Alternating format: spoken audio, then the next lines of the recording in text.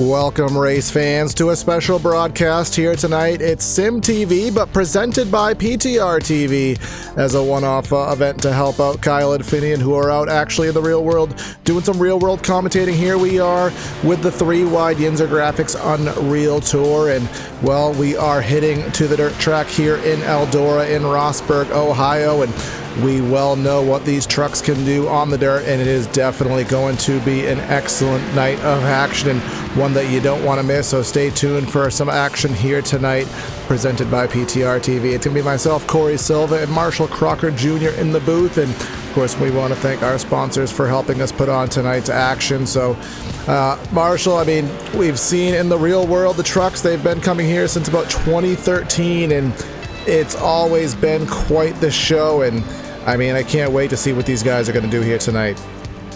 Yeah, definitely, Corey. Anytime you get trucks coming out to arguably the world's most famous dirt track, you're always excited to see what some guys are going to do. It's much different than almost any other race we're going to run on this calendar for this series, so it's going to be very interesting. I'm going to be happy to see what some guys that aren't used to dirt track racing are going to do on this new race, so it'll be a good time, and I'm looking forward to it.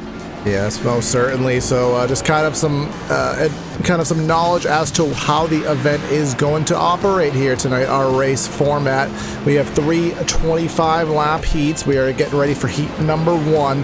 The top 8 are going to advance to the feature, and that'll build us up to a 90-lap event in about an hour or so time. So right now we have 11 drivers set up here in the race for heat number 1. So 3 of these guys will be sent home. There is no LCQ, anything on those lines. So if you do not qualify finish in that top 8, then you are going to be sent home. So it's going to be important to try to make sure that you are in that top 8. And the track state here, the track is relatively moist, so obviously on the dirt track, the more moisture in the track, the more grip that there is. So we'll see this track start to dry out, not very much, but probably enough to have these guys start moving around. So things to watch out for in this event. But the warm-up session, the starting lineup already defined by points.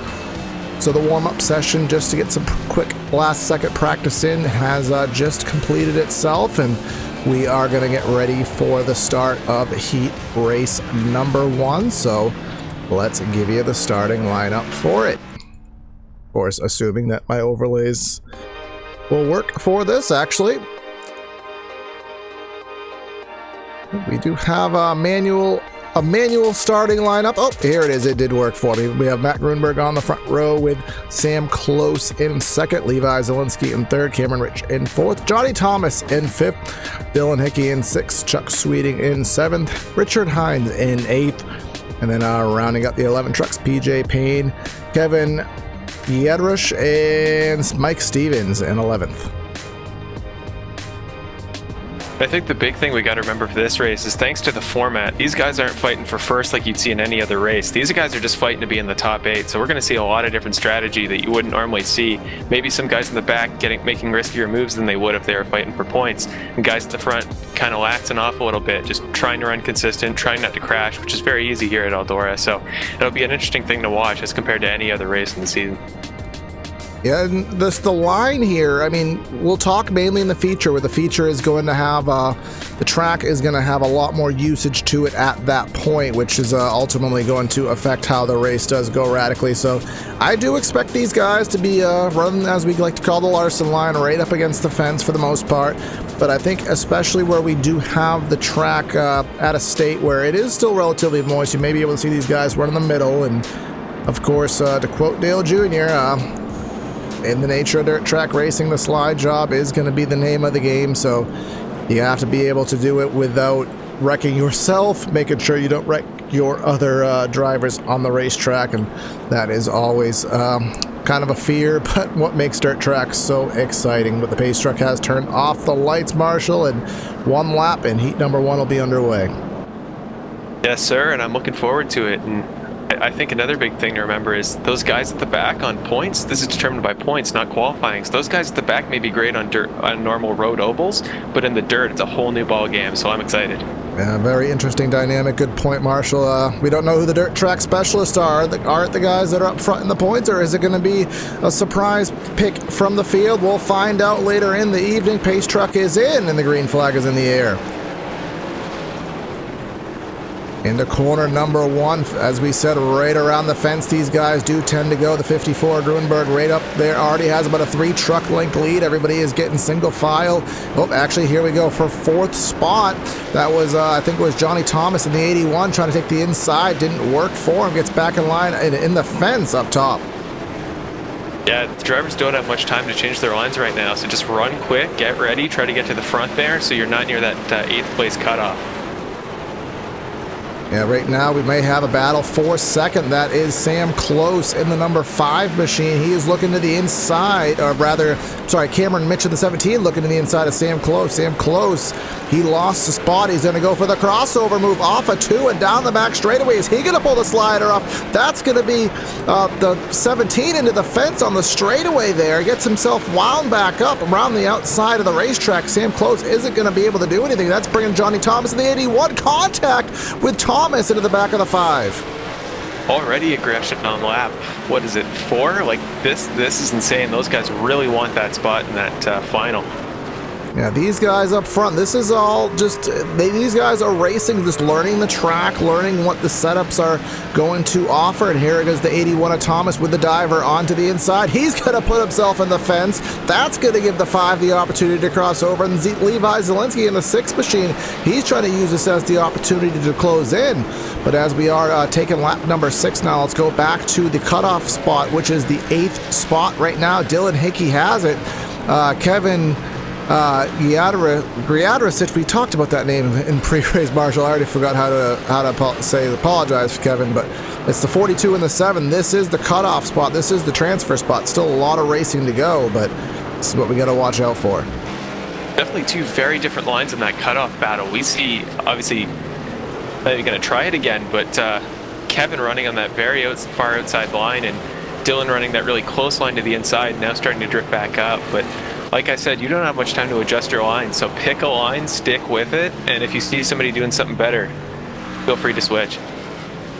Yeah, it's really learning, as you said, what the track has to offer. But as you did allude to, and it was a good point, Marshall, prior to this race, is it we don't know who the dirt track specialists are. Just because you are maybe up top on the points because you're good at the standard asphalt racing, that means absolutely nothing. It's an entirely different ball game coming here to Eldora. Same thing with going to a road course. Sometimes the guys up front in the road courses are not the guys up front at the regular oval. So it does look like that 54 Grunberg, he definitely has the dirt track vibe here tonight. Cameron Rich in the 17, both of them have checked out by quite a bit. Even Johnny Thomas starting to get into a rhythm. You can see him getting the right rear right up against the cushion, which is starting to build up a little bit each lap. Kind of just getting that right rear into the fence, and that keeps their momentum built up to be able to get off the rest of the corner. Those guys in front that are pretty solidly above that 8th place cutoff, this almost becomes a practice for them for that last final. So just take your time here, figure out what works best for you, keep those lap times as high as you can get them, and then just make sure you don't make any mistakes that could get the guy in 8th past you. Yeah, right now, well, we're just going to call him Kevin in the number 42 machine. He's battling with Chuck Sweeting. Chuck Sweeting in 7th spot. Here comes Kevin in the 42, trying to go down low. Sweeting, you can tell, just has no control over the vehicle. Contact with Kevin into the back of the 26 of Sweeting. He's going to back off and give the 26 the opportunity to save his truck. But he is in right now. Dylan Hickey in the 7. He's dropped back. He's going to have to wait for something to happen. But of course, with the way these guys are just all over the place, anything is possible. We do have one driver 1 lap down already. That's PJ Payne in the number 8 machine. So obviously not the best result for him here on the dirt, but we have eclipsed the halfway point in this race, in heat race number 1, and Grunberg up by 1.6 seconds. Yeah, and you spoke about the drivers back there waiting for that battle ahead between Kevin and Chuck. Like, if there's any track in the entire series that you want to wait for a crash, this would be it. Like, this is almost a guarantee that somebody, right as I say that, we see Kevin getting in the wall. But yeah, it's a very tough track to stay clean in. So just wait for the guy ahead of you to spin, to crash, whatever. Oh, we do have a caution, a full course caution.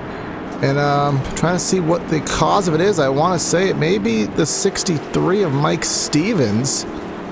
So this is going to bunch everything up for what is going to be a dash to the checkers. We'll try to see. I think it was definitely the 63. He was running by himself, Mike Stevens.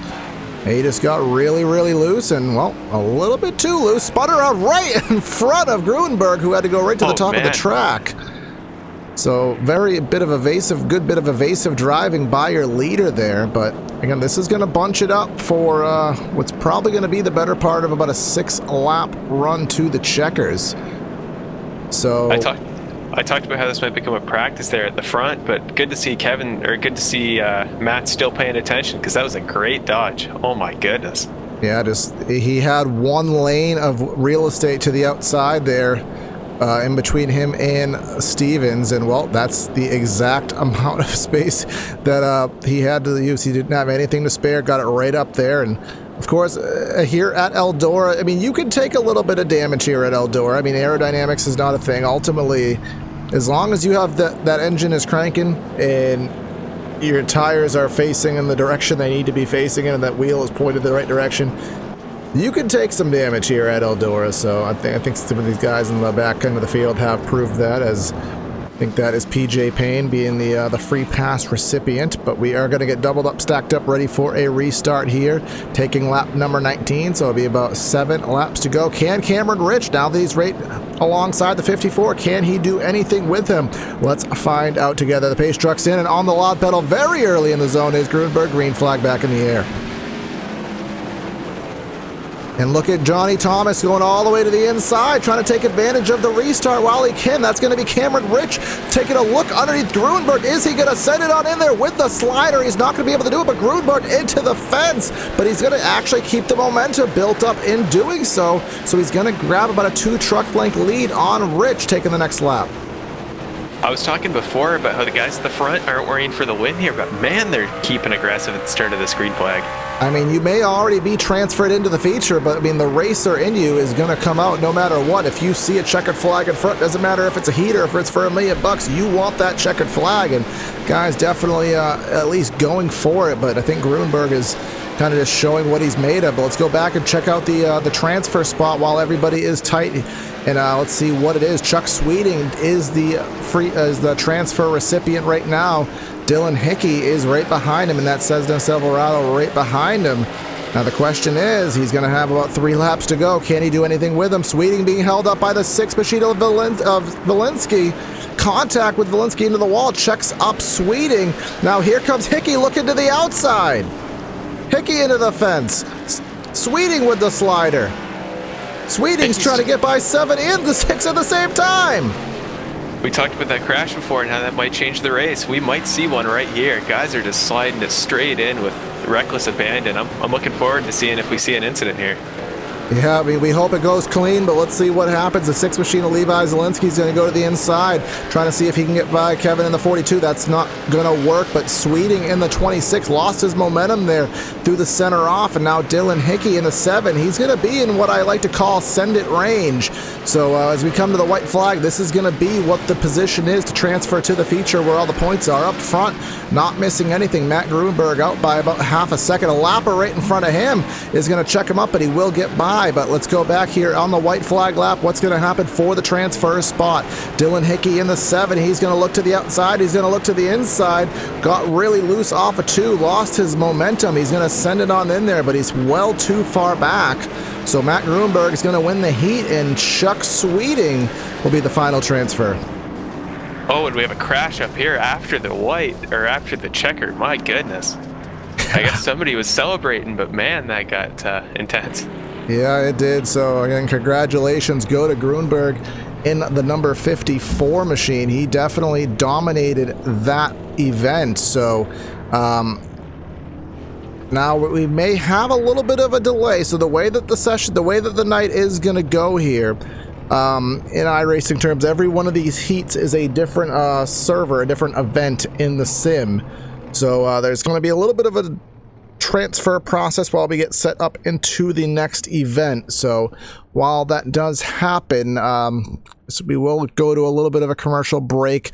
So I think we will be able to talk to Matt Grunberg very quickly, though. So let's see if we can grab him into the booth with us.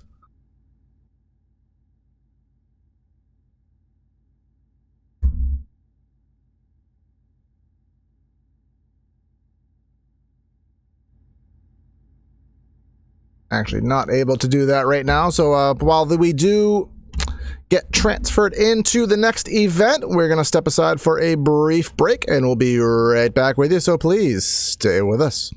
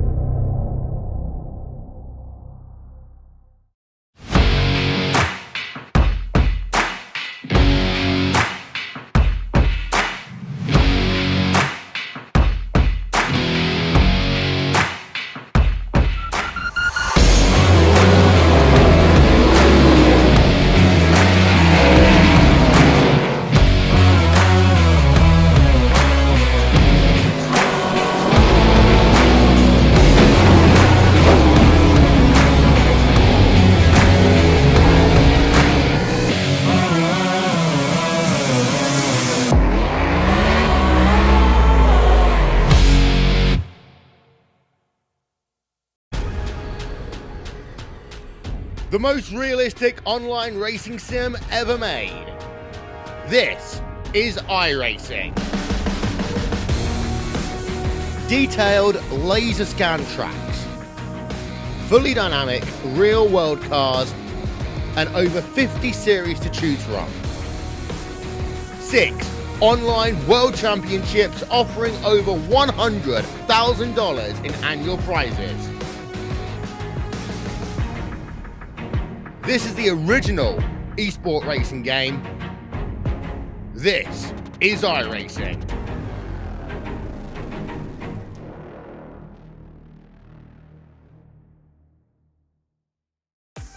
Team racing allows multiple iRacing members to team up and race together, just like in real-world endurance series.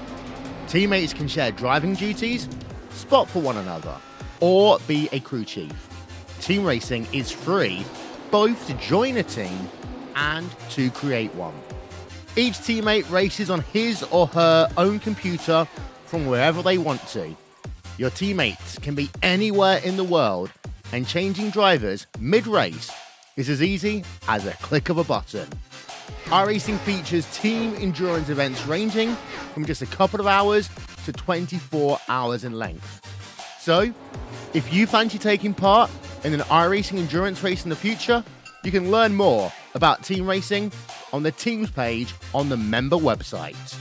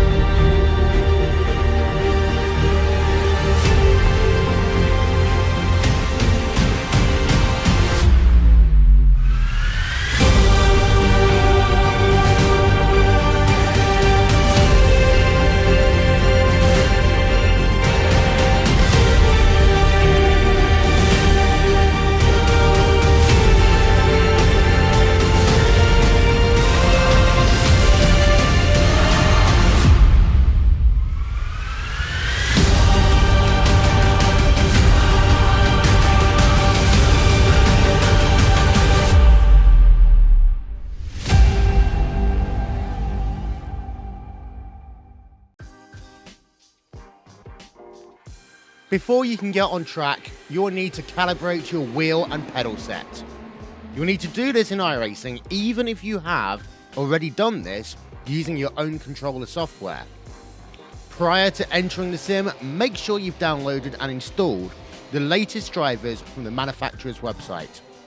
Once that's done, follow these easy steps to calibrate your controller. We recommend calibrating in a test session, so pick a car and then click test. Don't go into a practice or official session. The last thing you want to do is have you go on track and crash into another car. Once you're in your test session, click on the options button. You will then see input calibration. This is where your calibration takes place. Start by clicking on the steering button. You will then be prompted to turn your wheel fully one direction and then another. Make sure you place your wheel back into its centering position before hitting done. Now, you'll be asked to turn your wheel 90 degrees to the left. Make sure it's at 90 and hold it there while hitting done. For pedals, click on the pedals button. Here you'll be asked to press the throttle all the way down and then release it. You'll do the same for the brake and clutch pedal if you have one. For the gearbox, you'll first be asked to set buttons for sequential shifting. Once complete, a prompt will ask if you have a H pattern shifter. If not, hit no. If yes, click it and you'll begin to map the gears individually. Once you've completed these steps, you are calibrated and ready to go racing.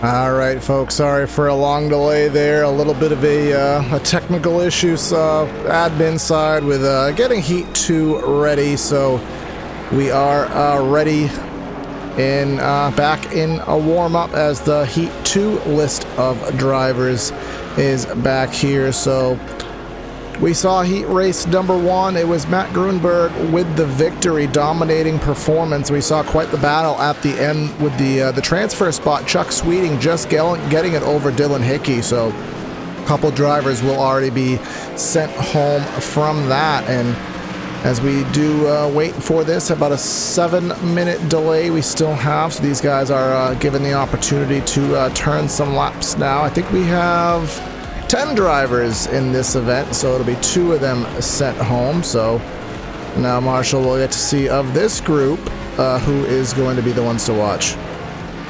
Yeah, and we talked about in the last race how those normal oval runners that are leading the championship in points that have only run on the big speedways and the kind of half milers.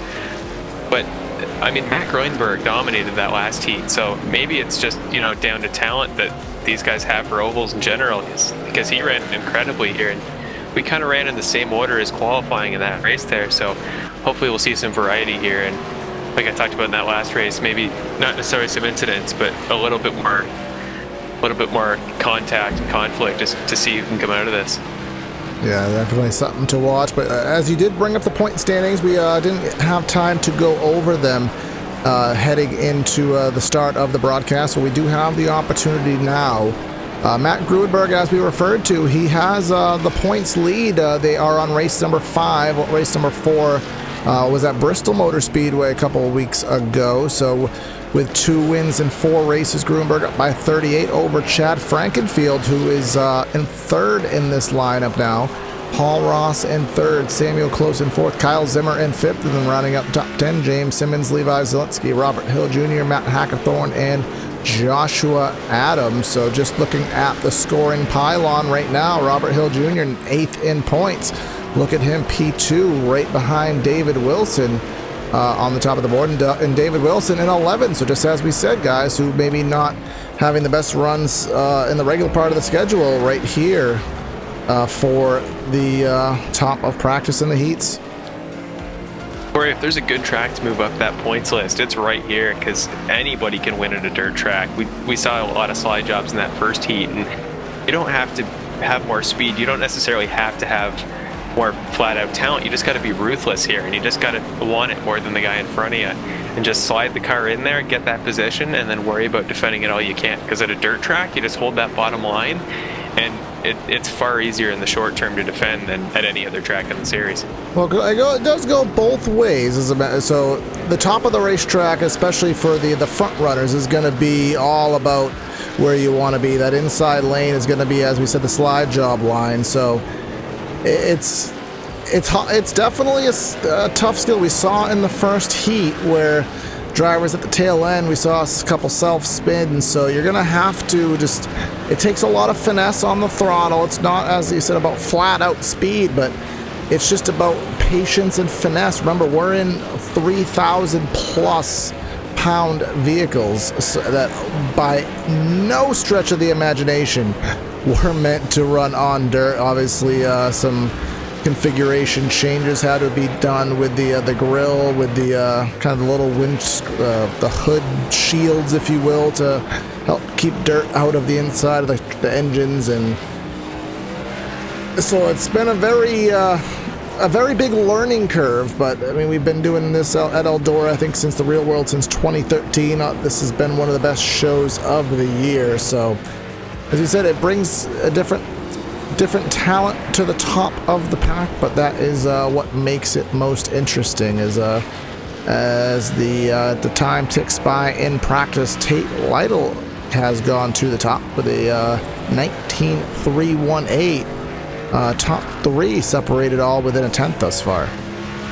Just like we talked about before, about how anybody on the entire standings list can win at any given point, Tate Lytle, at least as far as I'm concerned, is 23rd in points on my list. So to be at the top of a practice session, and I know it's just practice and it's very different conditions than the race, but that's still very solid for somebody not in that front group like Matt Greinberg was.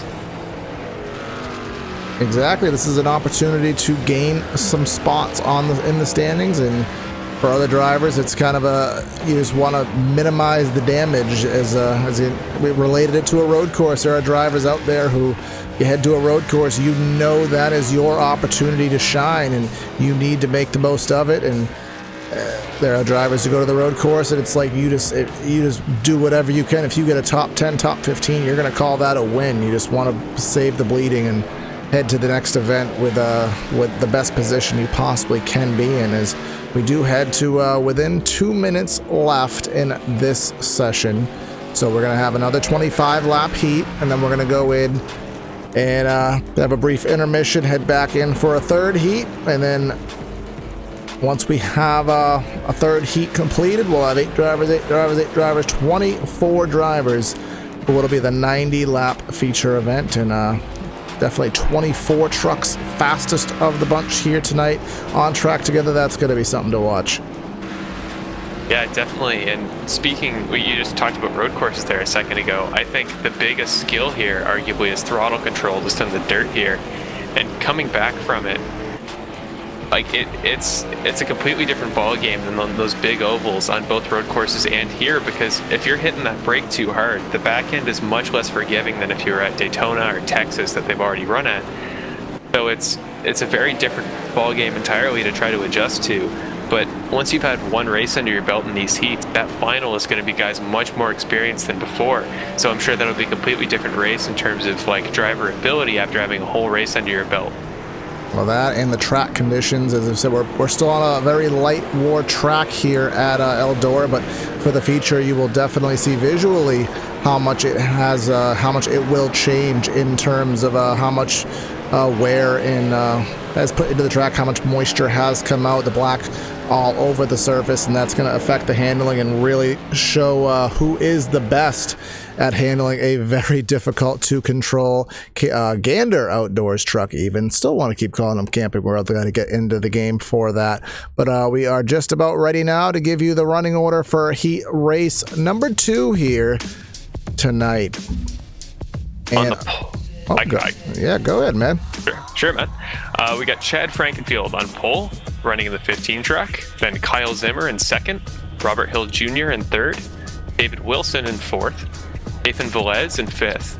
Rusty Capel in sixth. Austin Verway in seventh. Tate Lytle in eighth, our practice front runner. Then Rusty Webb in ninth. Wade Lear in 10th. And Todd Smith rounding it out in 11th. Yep, so that is the starting lineup, and just as in the first event, we are going to have 3 drivers sent home for the night. No LCQ, so once you are finishing in 9th, go pack it up on the trailer and go pack up and sit on the couch, because you'll be watching the race. You will not be in it, and we saw the battle that happened in the last event for that transfer spot, so I expect something on those same lines as well in heat race number 2. So we'll see what happens here as the lights go out on the pace truck. One more pace lap, and heat race number 2, now 25 laps will be underway for us. And we talked about before about how that transition from oval racing to this dirt style is going to be, but those two guys starting in 10th and 11th, Wade Lear and Todd Smith, they ran very quick laps in practice, so maybe they've got the curve that the guys at the front just haven't, so this will be exciting to watch. Yeah, we'll see. All they got to do is they don't have to get all the way to the front. They just have to get into the top 8, and we'll be watching out for that. And who's gonna spin, who is gonna pull away from the field? Well, we got 25 laps to sort all that out. Pace truck is in, and the 97 loose into the wall as we take the green flag. Yeah, not a good start for Kyle Zimmer. Man, that's a rough way to start, especially at a dirt oval here. Very tough to catch up. And they're 3 wide in the back of the pack. That's Tate Lytle up top, and that's the 48 machine of Nathan Velez in the middle, and still Zimmer in the 97 all the way down the bottom. The 3x3 off corner number 4. Man, we are seeing a much more aggressive start here in terms of drivers kind of bumping and bashing a little. Oh, we just had a crash in the back. My goodness, that transfer spot is a tough battle right now. I think that was Austin Verwey in the number, I think it's 21 machine, had an event into the fence, and does continue on. As we said, damage here at Eldora, you can kind of get away with some damage to the machine as long as it's not terminal, so they do continue. Todd Smith in the 64 holding that transfer spot over Rusty Webb in the 88 for the time being. And up front, it's Chad Frankerfield by about 2 truck lengths over David Wilson, so I think that battle for the lead may be something to watch in due course as we still have about 20 laps to go. And again, it may be only a heat to send guys into the final, but you know David Wilson has that driver's spirit, and he's going to want to make a point to Chad Frankenfield for presumably that final to say, hey, I got you once, what's to say I can't do it again? Exactly, he pulls right to that back bumper, and again, these guys have to run, as we call, right up on that Larson line on top of the racetrack, and you can see that little plexiglass shielding on the front hood keeps the dirt out of the vents on the hood, which is obviously something very important here to keep these engines running as they need to run. But coming off of corner number 2, and you get to see that 15 just kicking it out sideways, trying to find some grip, try to find some speed, doing a good job of it. But here comes Wilson with a little bit of a look, and 4 won't materialize as we take lap number 7. One thing to mention that I didn't notice, but Kyle Zimmer, who started second in that 97 truck, on lap 4, he had a major contact with the wall, and he's dropped far back from everybody else in the field, now trying to make a pass for 10th, but that is rough for a guy that started second with so much potential in terms of track position. Yeah, I mean, we saw he was just at the bottom of the track. I think he just may have gunned it too hard and just went straight to the inside fence, and again, it was just kind of a weird circumstance. Wasn't expecting it. He's just going to pretty much go, as you said, first to last, almost a guaranteed transfer if he didn't wreck, and he's just going to pretty much go home, barring any significant events. But we'll see where it is right now at the 88. Rusty Webb in the 88 up against the fence right now. That's Wade Lear going below him. This is going to be the battle for the transfer spot, and we do have a caution on the raceway. I think I can see smoke coming out of one of those back trucks, so that may be yours. Yeah, sometimes on the dirt it is actually harder to figure out the source of the cautions, just because it only takes a little bit of a sideways call for the iRacing flagman to throw out the yellow. I don't have any eminent cues of what triggered that yellow. Everyone does seem to be heading straight and up to speed, so...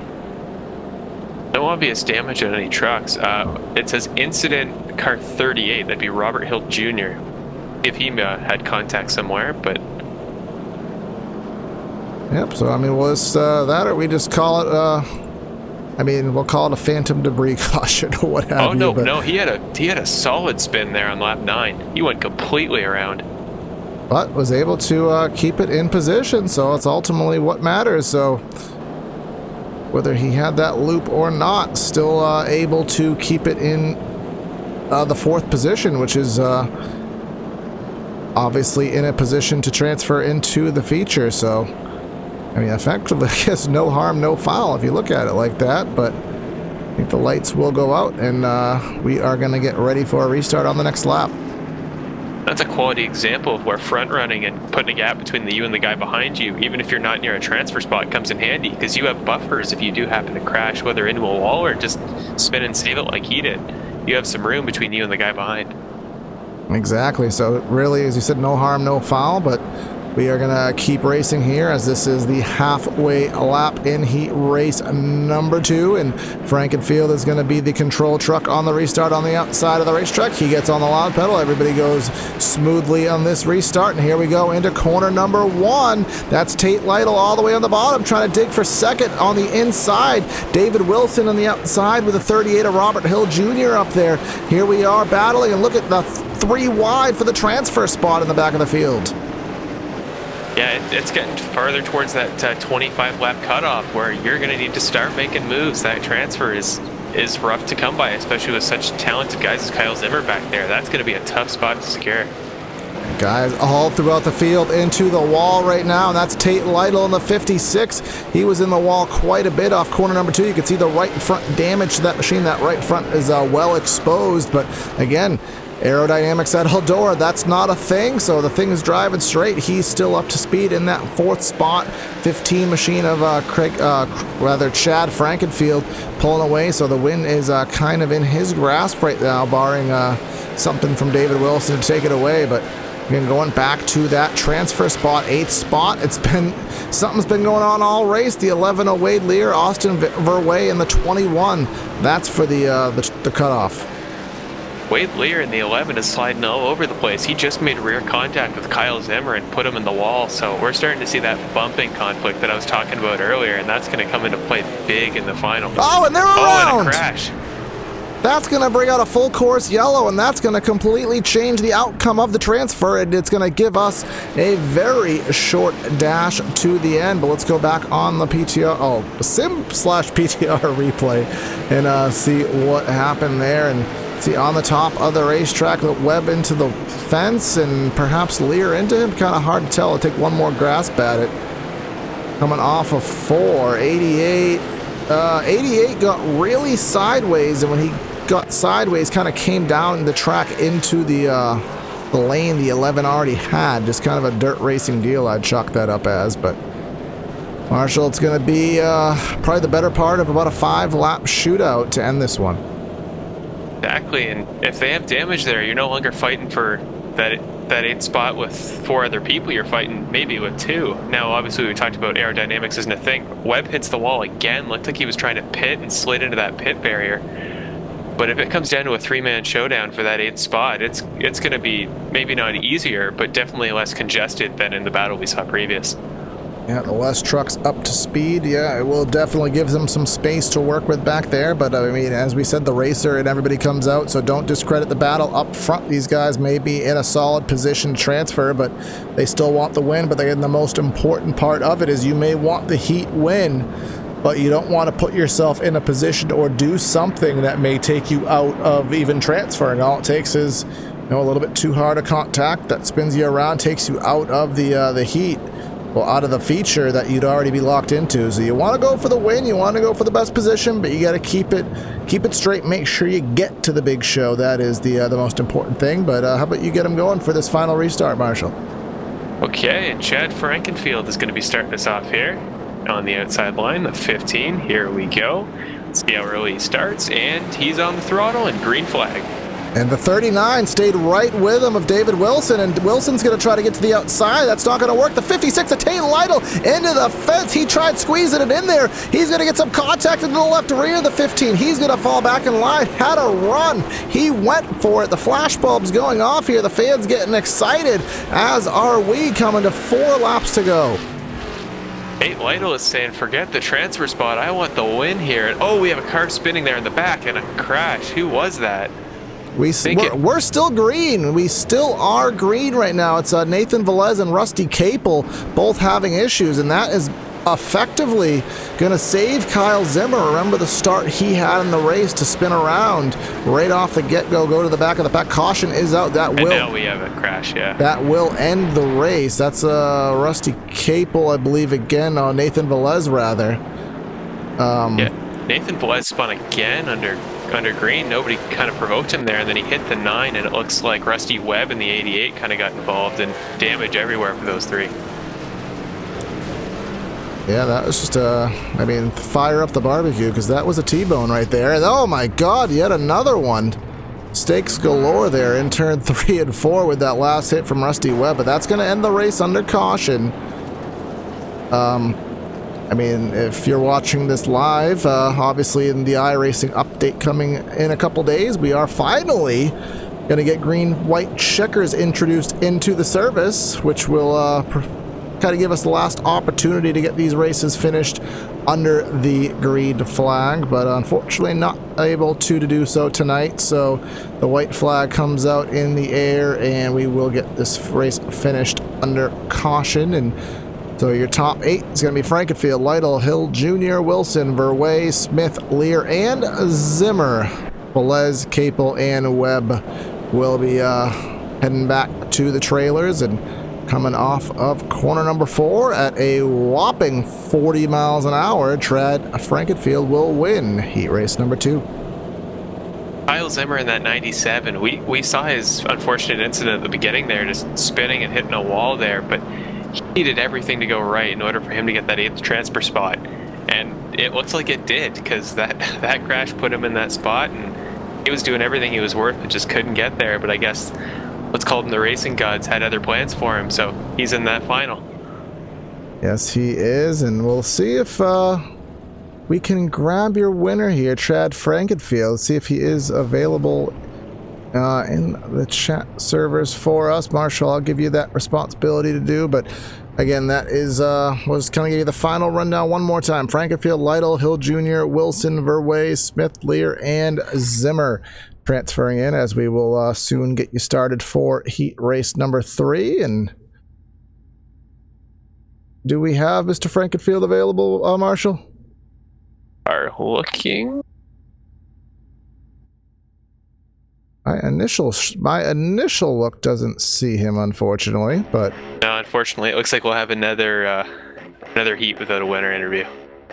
all right, so sadly that is the case. And again, it's going to kind of be the same format for this next coming one. I just want to double check on my end so we can make sure of the timing of it so that we can minimize the potential delay. Looks like about 3 minutes time the next server will go up, so we will step aside one more time. It will be a much shorter break this time, folks. I do promise you that one. So stay with us here on Sim TV for heat race number 3, the feature coming up soon after that.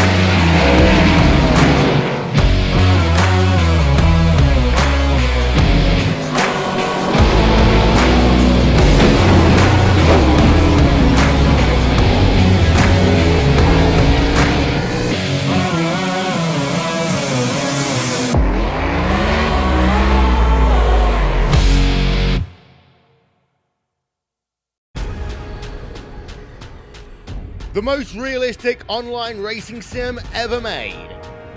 This is iRacing. Detailed laser scan tracks, fully dynamic real world cars, and over 50 series to choose from. 6 online world championships offering over $100,000 in annual prizes. This is the original esport racing game. This is iRacing.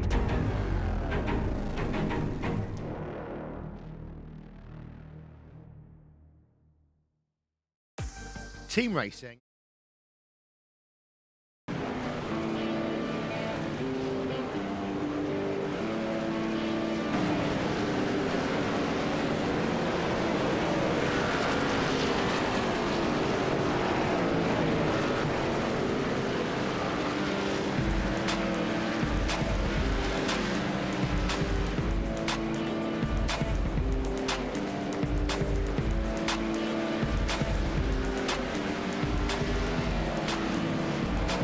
Welcome back, everybody, to the third heat of the YNZR Graphics Unreal Tour.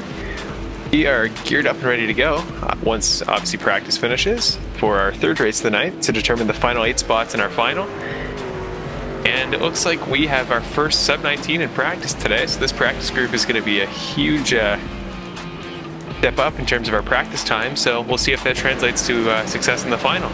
And as you can just tell visually, well, the lights are fully on here. The sun has completely gone down. And for those not completely familiar with the dirt side of iRacing, you may not necessarily think that, well, it's dirt. I mean, does cold dirt make you go faster? Well, short answer is yes, it does. So as we can tell by some of the times here up, Peter Short again in the 24.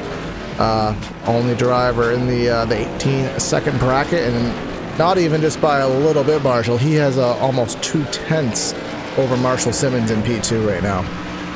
Oh yeah, that's a dominant time as compared to anybody else. So you gotta wonder, is he the new guy to watch in this session?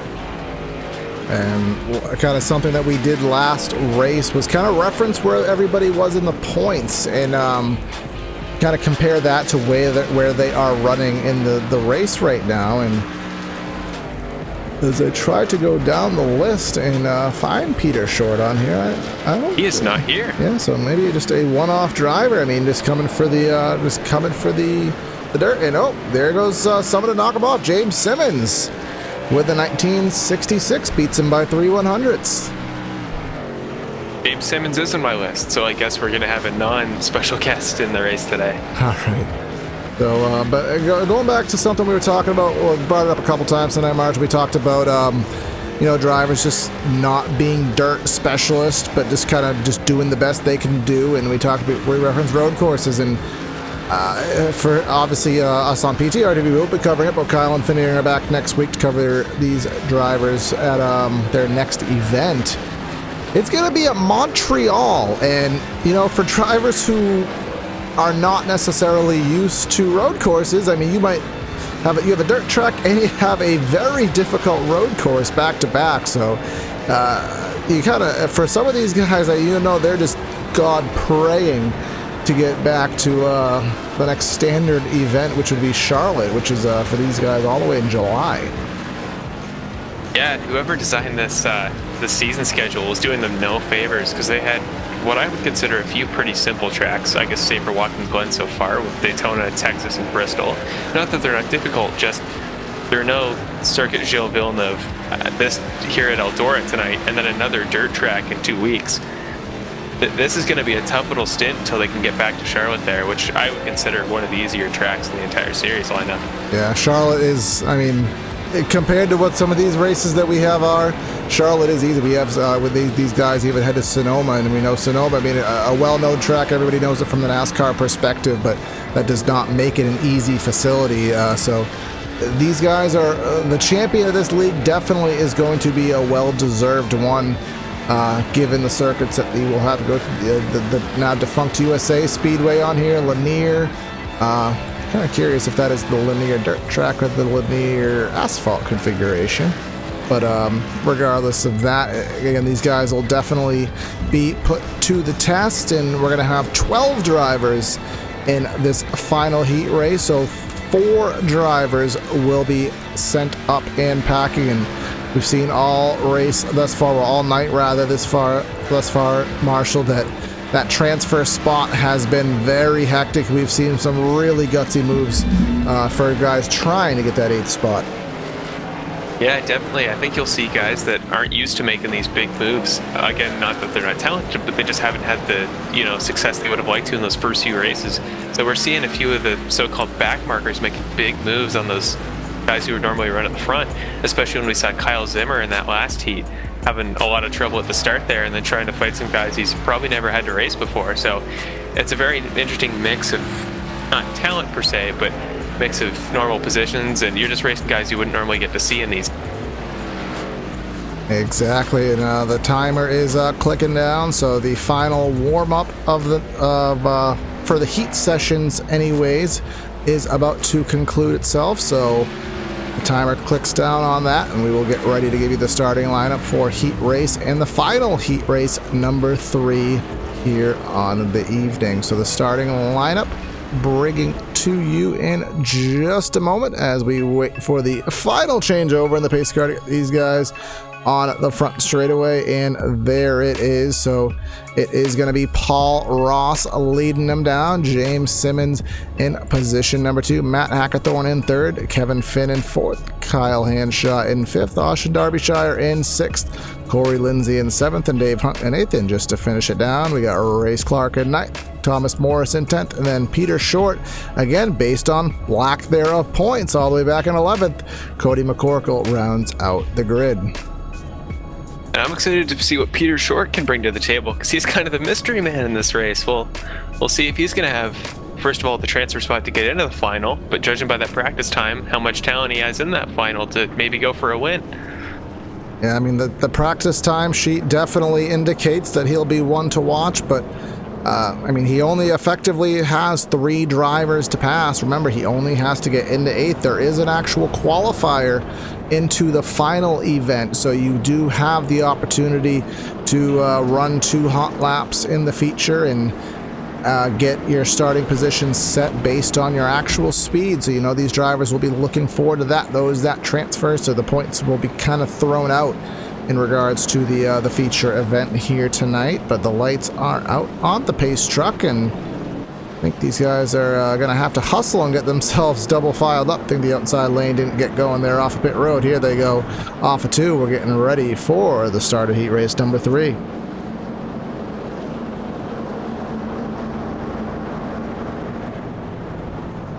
And the pace truck is going to get us down for the final heat race of the night. Paul Ross to the number 18. He's going to be the control truck, and he's going to get onto the throttle very early in the zone. Green flag in the air. He's going to clear for second right off the bat, and we'll see these guys funnel off into the first corner. A huge slide with the 46 there of Kyle Hanshaw, already trying that inside line. Very different than the so-called Larson line we saw in that first heat, and a little bit more calm than we were used to in those first 2 heat races, but for the guys at the front, that's all they want right now. Just stay where you are and don't do much of it. Well, I don't think James Simmons is taking that logic very close to hand, because he's going to go to the inside, nearly doors. The 18 of Ross has to back off. He wasn't able to hold it down there on corner exit. Falls back in a second. That's a big slider from Kyle Hanshaw, and the 46 makes some contact there just a little bit on the outside with the 44 Hackathorn, who hit the wall on the front straightaway. 46 is going to send it off and clear into 3rd. Looks like he's a Dale Earnhardt Jr. prodigy, because he is just going slide job after slide job after slide job. This is insane, but I guess it's working because he's already up to 3rd from 5th. That's just the nature of dirt racing. I mean, you're not going to slow roll the bottom here. You're going to run the bottom, and you're going to get yourself into the position you need to get yourself into, and just pray to God that you could shut the door before the guy behind you reopens at the 14 of Kevin Finn, hard into the fence in turn 2. Opens the door for Corey Lindsay in the 00. He's going to go to the bottom. Lindsay, is he going to cut the nose off? He's not going to. 14's going to try and stay up there on the outside. He does so. He's going to fight for that 6th spot. If Lindsay and Finn want that transfer spot, they're going to have to blow it up there, because they've built themselves a nice cushion to that kind of group of 5 back there all fighting for that 8th spot. So I love the racing attitude, but if they want to guarantee a transfer spot, because we saw a spin before, they may want to blow it up a bit, but I'm sure that's not what our viewers want to see. No, it's not what I want to see either. It's the racer's mindset is you got to go for what's there, and but of course the safe side of it is just make sure that you do transfer. That's what matters. And speaking of the transfer position, Cody McCorkle in the 12, he is hanging on to it for dear life right now. Peter Short in that 24. We saw how quick he was in practice.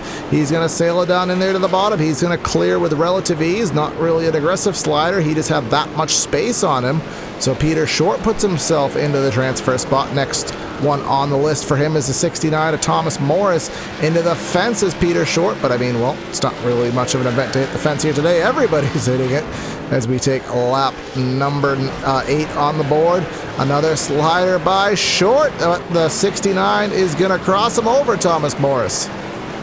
Yeah, Short's incredibly quick here. And the 69 goes around. I don't know if he made contact with Short there. He comes back, so it's not going to matter too much. But yeah, Short is driving like a bat out of hell right now. He is just going insane, and I guess that speed from practice is going to carry over because he's just picking them off one by one.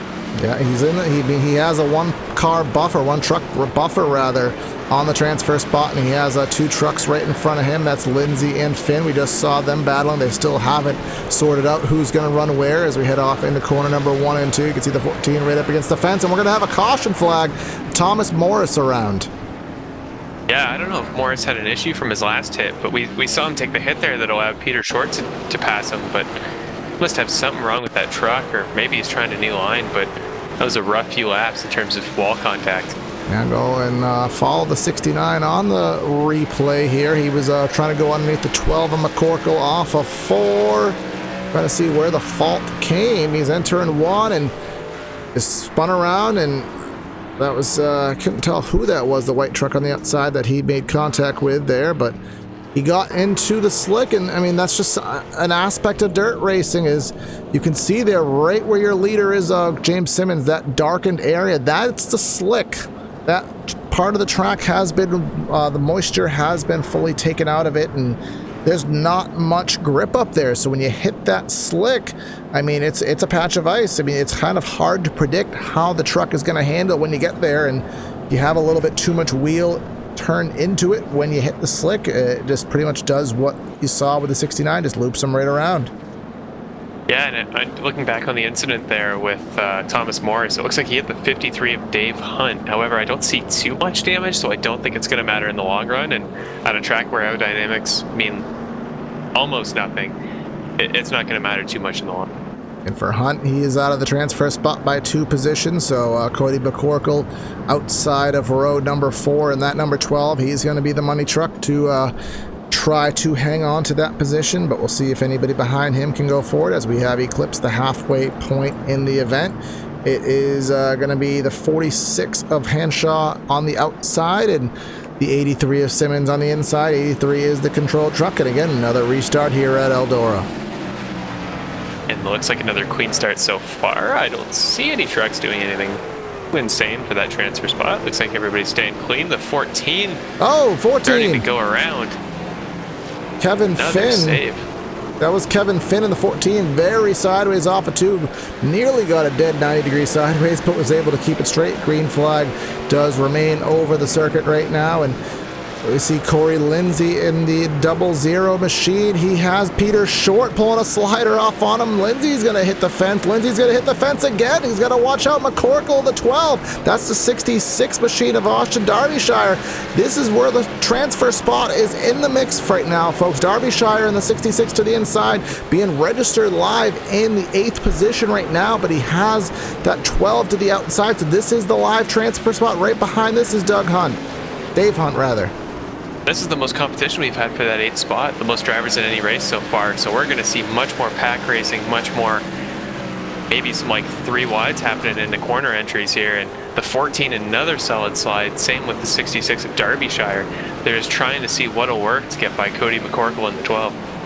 That contact there with the 66 and with the 53 and the 14, but still that battle for 8th. You're not missing anything up front. Simmons has pulled away by about 3/4 of a second. The 66 is in the fence, contact with Hunt, and here we go. They are making tons of contact there through 1 and 2. The 14 is going to go around off the bumper of the 66. That should throw a caution. There it is. Kevin Finn. We're finally seeing that aggression coming out, but man, it looked like he got loose, and I'm not even sure if that was provoked. I think he got a bit of a tap there from Dave Hunt in the 53, but oh no, he did make contact with Derbyshire. I guess just pulled the slide job, and he just didn't have the speed coming back up to speed on the exit there, and just got turned around by the 66. Now try to see if we can keep up with it on the replay. We may be able to get it here. Yep, just saw them just doored off of 4. That was the 66 that hit the wall. That caused the 53 to get into him. And then, yeah, he got loose in the center of the corner at the 14, and I just don't think the 66 of Derbyshire really had the opportunity or predicted that to happen, couldn't avoid it. But yeah, and of all the places for Derbyshire to make contact, that back left corner panel is probably the worst possible. So just rough luck there for the 14 and Kevin Finn. It is pure racing physics into play there. You hit somebody in the left rear in the center of the corner. I mean, the odds of them saving it are pretty much, well, 0. So we saw that happen, but still, we're going to have the better part of, I think, 3 laps to go, maybe 4. And we still have all 12 trucks in the race, all 12 trucks on the lead lap, and remember, 4 of them are going home. I'm going to quote the famous Brandon Kreutz. This is going to be a thing, and I'm not quite sure what this thing is going to be, but I feel like we're going to really want to check this out as we check these final few laps out in heat race number 3. 4 are going home, 8 are going to the feature, which is the next event after this. So Pace Truck's going to pull in for the final time on the evening in this heat race. Green flag back in the air. Watch out, it's going to get exciting. Yeah, here we come. For the lead, Hanshaw with the diver into 1, into off of 2, slight contact with the 83. That's going to be a battle for the lead still going on, but we got to watch what's going to be for the transfer spot, but still up front, side by side. 83 trying to dig on the bottom, 46 trying to get it on the top, 46 of Hanshaw. This is still side by side. Peter Short has got himself into 3rd. He's started it all the way at the back of the field. What's going on for the transfer spot? Yeah, it looks like Kevin Finn has already come back from his incident. He had a great restart there. Oh, he's turned around again. My goodness. And that's going to be the event right there. We're going to end under yellow with another incident with the 14 getting turned around. So who's going to get that transfer spot? Yeah, just the 69. Oh, that was a very light bit of contact, but still contact nonetheless. Right now, Thomas Morris in the 69 being scored in that 8th position. Oh, actually now it's updating. Now Race Clark in the 25 machine being scored in 8th. But through all that battling up front, we saw James Simmons leading a good portion of this race. But through those battles that we were trying to watch simultaneously, Hanshaw in the 46 did manage to take the lead, and he will end up getting the heat victory. Now, Corey, is it too early to start calling Kyle Hanshaw Captain Slide Job? Because it feels like that's his signature move tonight, and it just won him a race, because that was a beauty restart. Yeah, I mean, it was just slide job, crossover, slide job, crossover. It's just who's going to do it better than the next guy. And obviously, he's definitely managed to kind of figure out a methodology to the madness, and he will be the victor in heat race number 3 here tonight. Yeah, I mean, if I'm anybody in those first 2 heats and I watch that race, he is definitely a guy to worry about, because not only is he showing that speed on his normal line, but he has this aggression and this ability to pass on the inside that a lot of other guys aren't showing tonight. So he's definitely a guy to watch for that final. And then it's something we haven't talked about at all yet, Marshall, is just the winners in the heat races, they receive 5 bonus points as well as a playoff point. So that shows why they wanted it so badly, because everyone knows from how important playoff points are heading through the different stages and rounds. Every single point means something. Yeah, 100%, and I didn't know that, so that would make a lot more sense in context why Hanshaw, like you said, was going so hard in that race. But yeah, that definitely makes it a lot more interesting, and now maybe we'll see the guys that were just fighting for any points at all running a little bit too high for this next race. So maybe again we're going to see that shuffling of positions, guys that aren't normally where they are in a lot of other races this series. So I'm really looking forward to this final, thanks to the format. It is going to be an exciting one, and we'll be looking forward to covering it in just a little bit of time. So stay with us here for the final break of the race, final commercial break, and we'll be back with you for the feature in, well, the better part of about, looks like about a 7-minute delay, I think I'm seeing here on the telemetry. So stay tuned, get yourself ready for a 90-lap feature at Eldora on SimTV. We'll be right back for the action.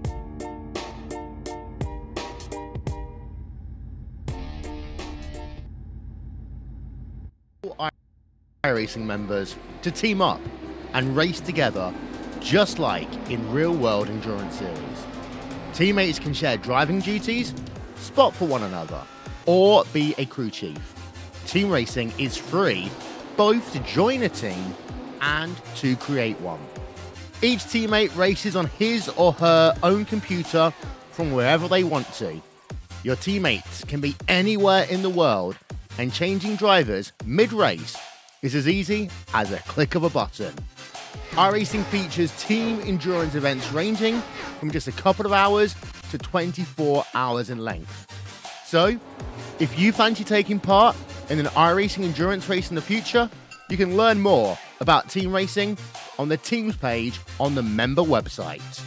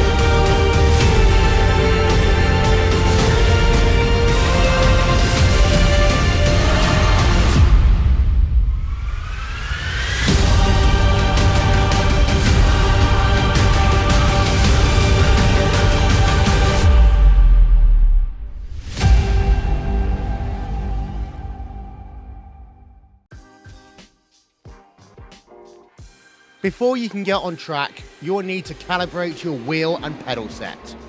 You'll need to do this in iRacing even if you have already done this using your own controller software. Prior to entering the sim, make sure you've downloaded and installed the latest drivers from the manufacturer's website. Once that's done, follow these easy steps to calibrate your controller. We recommend calibrating in a test session, so pick a car and then click test. Don't go into a practice or official session. The last thing you want to do is have you go on track and crash into another car. Once you're in your test session, click on the options button. You will then see input calibration. This is where your calibration takes place. Start by clicking on the steering button. You will then be prompted to turn your wheel fully one direction and then another. make sure you place your wheel back into its centering position before hitting done. Now, you'll be asked to turn your wheel 90 degrees to the left. Make sure it's at 90 and hold it there while hitting done. For pedals, click on the pedals button. Here you'll be asked to press the throttle all the way down and then release it. You'll do the same for the brake and clutch pedal if you have one. For the gearbox, you'll first be asked to set buttons for sequential shifting. Once complete, a prompt will ask if you have a H pattern shifter. If not, hit no. If yes, click it and you'll begin to map the gears individually. Once you've completed these steps, you are calibrated and ready to go racing.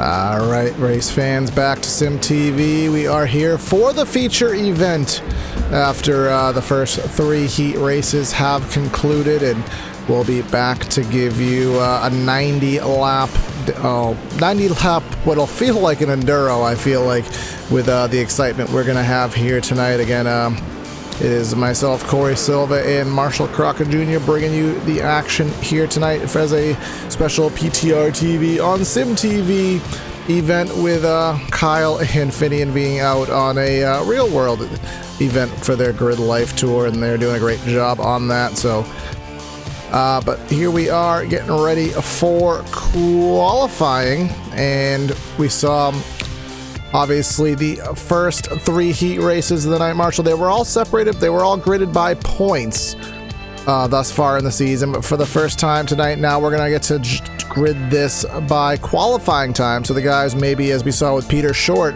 not really a member on the point standings for a regular competition, but definitely someone who could be up there for qualifying. Yeah, definitely. It's going to be a very interesting mix. Again, that drivers will not be used to racing each other in those heats, so you've run plenty of laps, but you don't know how certain guys are going to run with you. You don't know who's trying more inside lines, who's taking the Larson line. The other thing, too, is now that we're finally reshuffling and everybody's qualifying again, we'll see who is maybe guys like Peter Short or Kyle Zimmer there that were running quick just normally, but maybe in qualifying their individual line is slower than they are in packs, so it'll be very interesting. It's a lot of factors to take in qualifying here. Yeah, and something I think just on the lines what you said with drivers just not racing each other. We're gonna have the fastest of the fast here in this race, so the drivers who are the dirt track specialists were up there didn't get up to maybe as high of a starting position as they could have just because of starting in the back in the heat. They're going to be right up there if they can put together a good time, and we'll have to see how the slide jobs work out. I mean, you're gonna be doing slide jobs on drivers who are maybe faster than what you have been racing with all night, so how much room are people going to give? Remember, 90 laps, which it is a lot, but we are on a short track running 22nd laps, so 90 laps is a lot at Charlotte, but 90 laps here at Eldora, maybe about 25 minutes, 30 minutes tops of racing, so not a lot of time to really mess around with. Looking early at qualifying results here, we see a few of the obvious candidates. Obviously, James Simmons, Matt Greenberg, 2 of the winners there. Or actually, Vince did not, my bad. But they're always running quick laps. But guys like Paul Ross, who was the front runner in terms of points in that 3rd heat, qualified here in 13th as of yet. Not everybody's run.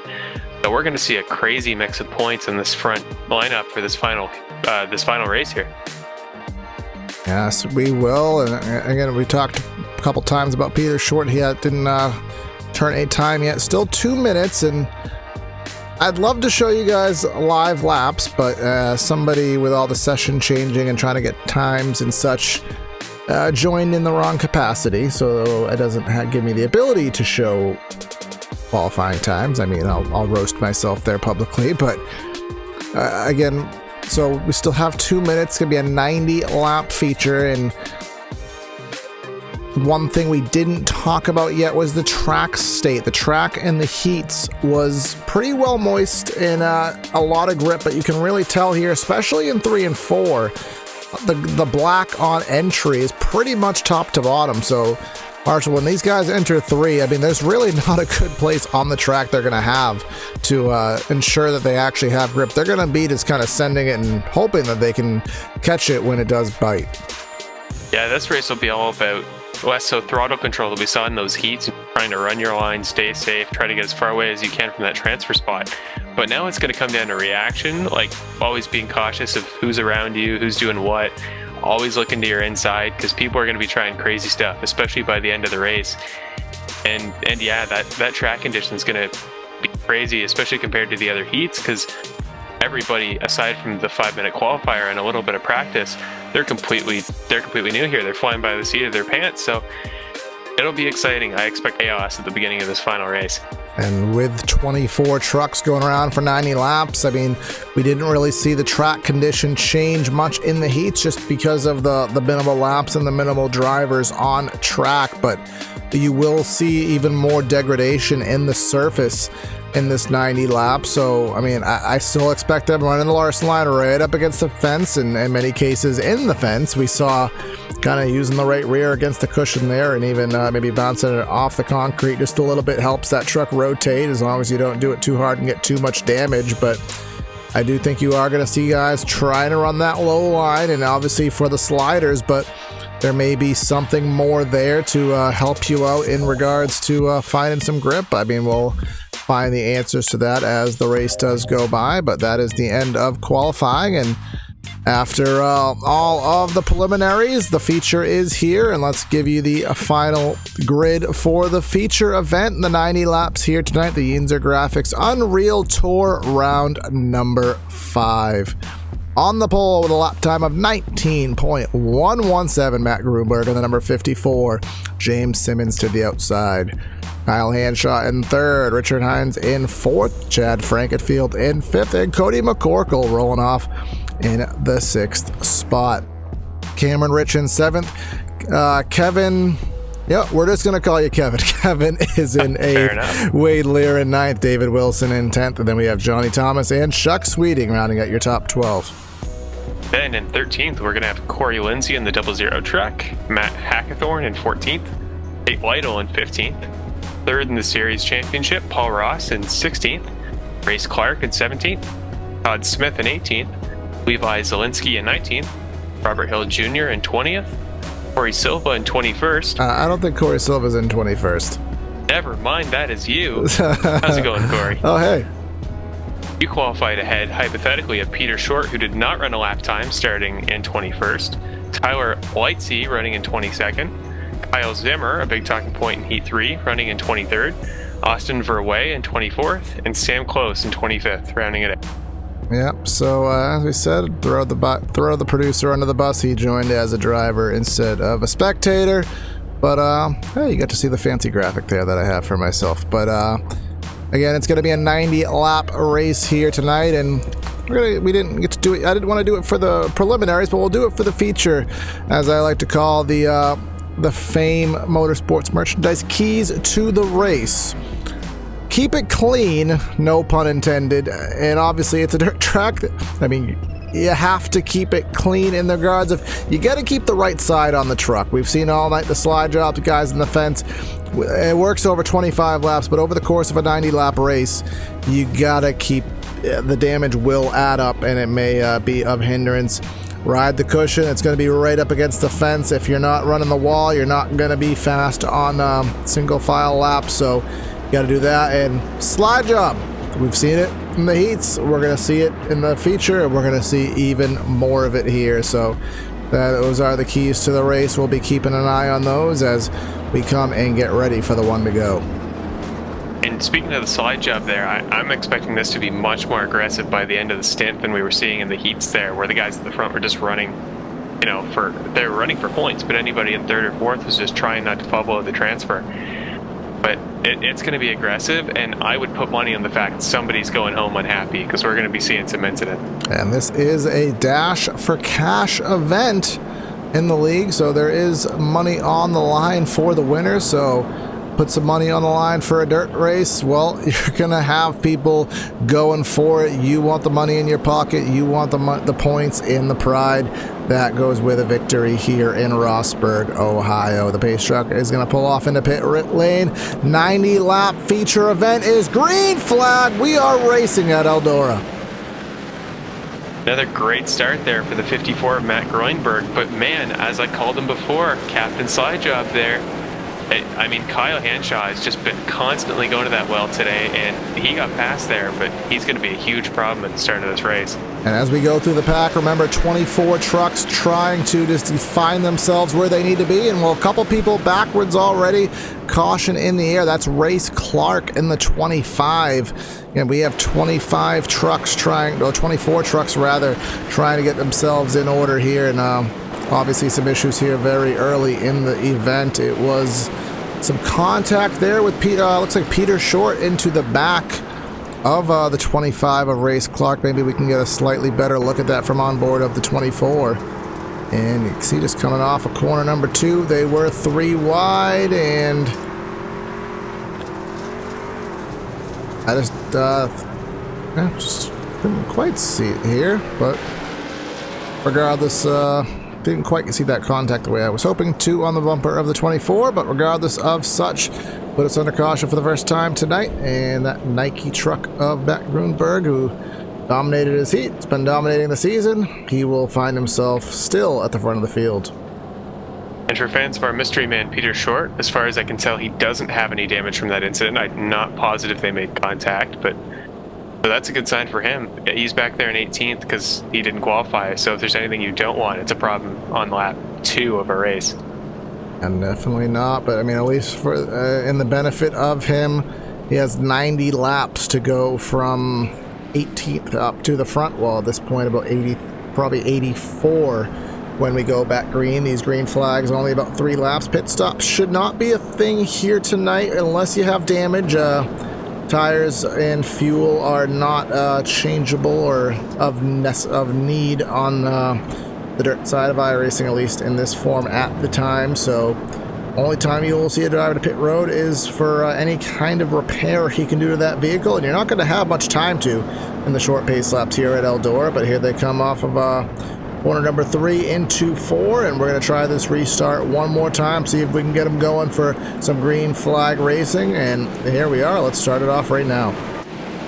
Funny, a wheel spin from Groenberg there as we go green, and man, he just shoots it into that corner there, and great start for him. But this is the most packed up we've seen this front pack. Everybody running too wide in that corner 2 there. Yep, everyone's trying to get to that high side of the track and to get into some kind of rhythm, but that inside of the track is just, that's where the slick is, that's where the momentum is not. And you see these guys really kicking it out sideways, trying to get themselves into position. I see some 3 wide. Into the inside wall. Looks like we won't go to caution, but he is flying around the track. He's trying to slide it into each and every corner, and he's gotten loose every time. Gotta wonder if there's an issue there on that 83 track. Oh, big contact with the 83 machine, and who is that? The number 39 machine of David Wilson made some serious contact off of 4 onto the front straightaway. Again, everyone is able to keep it straight, but we are under caution. And is it for Race Clark again? Will be. He was well off the pace. Yeah, he got something happened, and he ended up going upside down off of the front bumper of Kyle Zimmer in the 97 machine. Yeah, he got loose off of 4 and just kind of right-hand hooked it right into the front of the 97. Ended up briefly going upside down, manages to get back on the Goodyears, and does manage to continue going. I wonder if he is going to be able to continue at pace in that number 25. It seems as, at least at the moment, seems as so. And Corey, is there a track you're less likely to flip at than Eldora? Because I don't think there is, so that's quite an achievement, race finish or not. I mean, we effectively, we barely are getting, I mean, we'll actually, if we have the opportunity to go on board with someone, I really don't even think we're going at 90 miles an hour at maximum here, so. Oh no, a running race might be quicker than the race so far. Yeah, it's just, again, the nature of the beast here. These trucks, in no way, shape, or form were meant to hit the dirt here at Eldora, but the modifications made to make it happen, and here we are. It's been a staple on the schedule for many a year, and hopefully it stays as put, because Tony Stewart put a lot of work and effort into this track to make it a successful event. It has been so, and translated into the iRacing service as something that we all look forward to doing and have a whole bunch of fun at. So again, for the 3rd time tonight, we will have another restart here in the feature. Here we are once again, Grunberg and Hanshaw, green flag back in the air. Start all around. Kyle Hanshaw going straight for the throat there. Nice slide, but he just couldn't get it to stick on exit. Yeah, lost a whole bunch of time, and he opened up the top of the racetrack for Wade Lear to get that second spot on the outside groove. The 46 is going to try to send it on in there, but he's not going to have it to be able to clear it. It may open the door for Cameron Rich in the 17. He's going to squeeze himself into the gap there. 46 might be screwed on the inside. He's going to get himself contact with Rich to try to shut the door. They're going to be 3 wide with the 81 of Johnny Thomas, and the caution's going to come out one more time. Chuck Sweeting. Man, that... Again, these guys, it's only lap 13, now 14, but man, they're just going for it. I understand there's a lot of drivers, but man, nobody wants to be caught at the back this early in the race, it would appear. Yeah, it looks like Richard Hines in the 2 was sideways and kind of got loose into the lane that Sweeting was occupying. Take a look one more time. And he was just dead sideways, actually made some contact with the 56, and then when he made that contact with the 56, down into the groove of the 26, set Sweeting around, but Sweeting able to get back righted and stays on to the lead lap. But again, a rough start to this race here at Eldora. We haven't, unfortunately, able to get a 2-lap run-in, but a lot of drivers on a track that many are not maybe overly prepared for, or skilled at specifically. So everyone just has to get, as you said, just kind of get into their rhythm, kind of just get single filed out, kind of figure out what you got going on, and just take it as it comes. But it's easier said than done, by all means.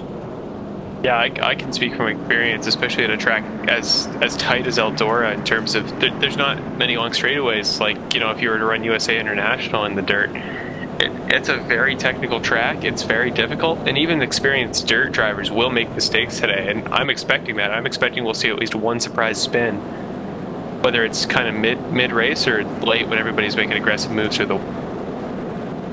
Definitely something that we very well could see, but we're trying for another time here tonight. Another restart, another good jump by the 54. Yeah, that's been his best start all day. Maybe even the best start we've seen all day, period. But I think that's Johnny Thomas in the 81. Again. Now there's somebody else backwards in 1 and 2, and it looks like, I believe it to be Chad Frankenfield in the 15. Trying to see what happened there, but these restarts have been a huge issue for drivers today. I don't know what's happening, but everybody wants positions on only lap 17. Yeah, the 15 and the 42. The 42 have come into the outside. 15 just, again, I don't know if he went through the slick and just went straight up, or thought he was going to be able to pull a slider and clear, but regardless of how it happened, he just kind of came into the lane of the 42, and which gave him the right hand hook into the fence. He also made solid damage with another driver. I'm not sure who it was, but again, like we talked about, I believe it was the 39 of David Wilson. Aerodynamics aren't going to come into play much here, so I wouldn't count out any of these drivers you see in a small incident like that. As you said, it seemed visually like a bigger impact, but the actual hit into the wall would, effectively barely was at 40 miles an hour. Again, just with the slow speeds that we are running here, just due to the nature of what we are doing. So the damage is not really that significant. So a lot of these guys will take the checkered flag with trucks that you have absolutely no idea how they were able to finish a race. But again, just the nature of the beast. Yeah, I expect our post-race interviews with trucks to be having their trucks looking like an MC Escher painting. Nobody's coming out of this race without insane amounts of curves and damage and bumpers all over the place. Yeah, I think we are well on our way to that, but hopefully the racing puts on a good show as we do get to that point. And 20 laps in, let's see if we can get them going this time. By Pace Truck is in, and let's try it one more time. Good jump from Thomas there. Same with Hanshaw. They're both on for it. Thomas the slide on the very first corner. Can't make it stick on exit, it looks like, but Hanshaw is going to make a move underneath. Chaos here for the second spot. Now Cameron Rich looks like he's going to take it away. Yeah, Rich in that 17 machine. He's going to go around the outside, clear for second. Hanshaw's going to be stuck on the bottom. He's going to fall back in line in fourth behind Johnny Thomas. Here we get a lap underway here under our belt. That's going to be Wade Lear on the 11. He's going to be stuck to the inside. Looks like everyone's kind of getting singled out right now. And oh, hard contact by Tate Lytle into the fence. Does manage to keep it straight, but loses about 3 positions. Yeah, Lytle's been having a rough time on those outside runs, I've noticed. He keeps trying to dive low, and it's working in the short term, but you've got so much time left to go. I wouldn't try to risk this much damage in a spot as decent as 10 this early in the race, because damage right now, well, aerodynamics aren't huge. You still never want to be one of the slower cars on the racetrack when it comes to the finish. Not at all. And to finish first, you must first finish. And talked about keep it clean as best you can, keep the right side on the truck, and get more contact into the wall for the 56. But at least kind of has gotten into some form of rhythm and going back further through the rear of the field here today, and to the 42 after his issue, back to 16th, and still carrying on as best he can. We still have 23 of these trucks on the lead lap as we are now 25 laps through. We're seeing currently a crazy battle for second. Cameron Rich in the 17. He has a very interesting defensive line where he throws it up to the top. Thomas is trying to dive low, but he's realizing it's not working because Rich's exit on the corner is just too good, and made contact with the rear of Thomas about 3 times now because he's just got such a crazy line, but it's working, so you can't deny that. I mean, you can see the 81 just eating the wall there in 1 and 2. Just the cushion is, I mean, it's getting there. It's not quite built up, but every lap they fling more dirt up there. There's going to be a little bit of a barrier in between truck and the wall, which will help them kind of ride that right rear right up against it rather than, absolute pancake it as is going on now. But I mean, we talked about someone who just knows what they're doing here, and the 54, he's been dominating this season thus far in the YNZR Graphics Unreal Tour, and he takes it to Eldora in 3 seconds of a lead. Well, it's no longer going to be the case as the caution back in the air. Yeah, Groenberg, we talked about before how dirt tracks are a big thing. He's won 2 dirt tracks this season. He's won 2 ovals this season, didn't win a Watkins Glen, but maybe this is his element. I think it may have been the 25 one more time. I saw slow on my telemetry gap, and let's see if I can confirm that. Yeah, he just got loose by himself on the inside and spun around, hit the inside fence. Looks like he's given up because he is parked in the pits and he might be out of this race for good. Yep, so the cautions are definitely racking up. We are at 5 cautions thus far as of lap number 30 in the race, so we'll see how many we do have at race conclusion. But what we did see there, we had enough of a green flag run to see who's got what's going to happen, and we saw that 54 of Grudberg pulled by over 3 seconds. So obviously something working well in that 54. He's got the vibe here for Eldora. Yeah, just from the early outside of this race, it's looking like it might be Groenberg against 23 other trucks, because we haven't talked about it much, but the only way I could foresee him with that much pace off the restart moving back in the field is if Hanshaw or Rich make a crazy move on a restart, or if lap traffic comes into play and he's got to make some moves, hits a wall, and right back there in the battle. That's a very good point to bring up, is if we do get a long enough run for lap traffic, and maybe get into a situation where somebody gets loose, doesn't expect it, or they force the leader into the non-preferred line, definitely can throw stuff off and cause a lead to shrink. But hopefully we can get to that point later in the race, as we are now past 1/3 distance in the event, and we're going to go for the 6th time tonight for another restart. Grunberg going to get him going once again. Another solid start for Grunberg. This is probably the biggest lead he's having to start this race. Kyle Hanshaw is going to throw it deep into the corner. I think he may have completed the pass on Rich with that corner exit. Yeah, Hanshaw is going to go into 2nd. Rich is really loose in 3rd, and 81 really sent it in there hard in 4th. Thought he was going to maybe get to the back bumper of the 17, but did not happen to do so, luckily, and everyone does continue on again, just kind of making the pancakes against the outside wall. That has pretty much been the line here around Eldora thus far, and without fail, boom, there we go once more time. But here comes the 81 with a little bit of a look to the inside off of 4, nothing doing, but think that 81 might be having something for the 17. Both hard into the fence. Yeah, he is arguably the hardest corner entry of anybody. He just almost looks like he doesn't brake. He just lets it go in, lets the wall do the guard railing for him, and he just gets a great exit on Rich.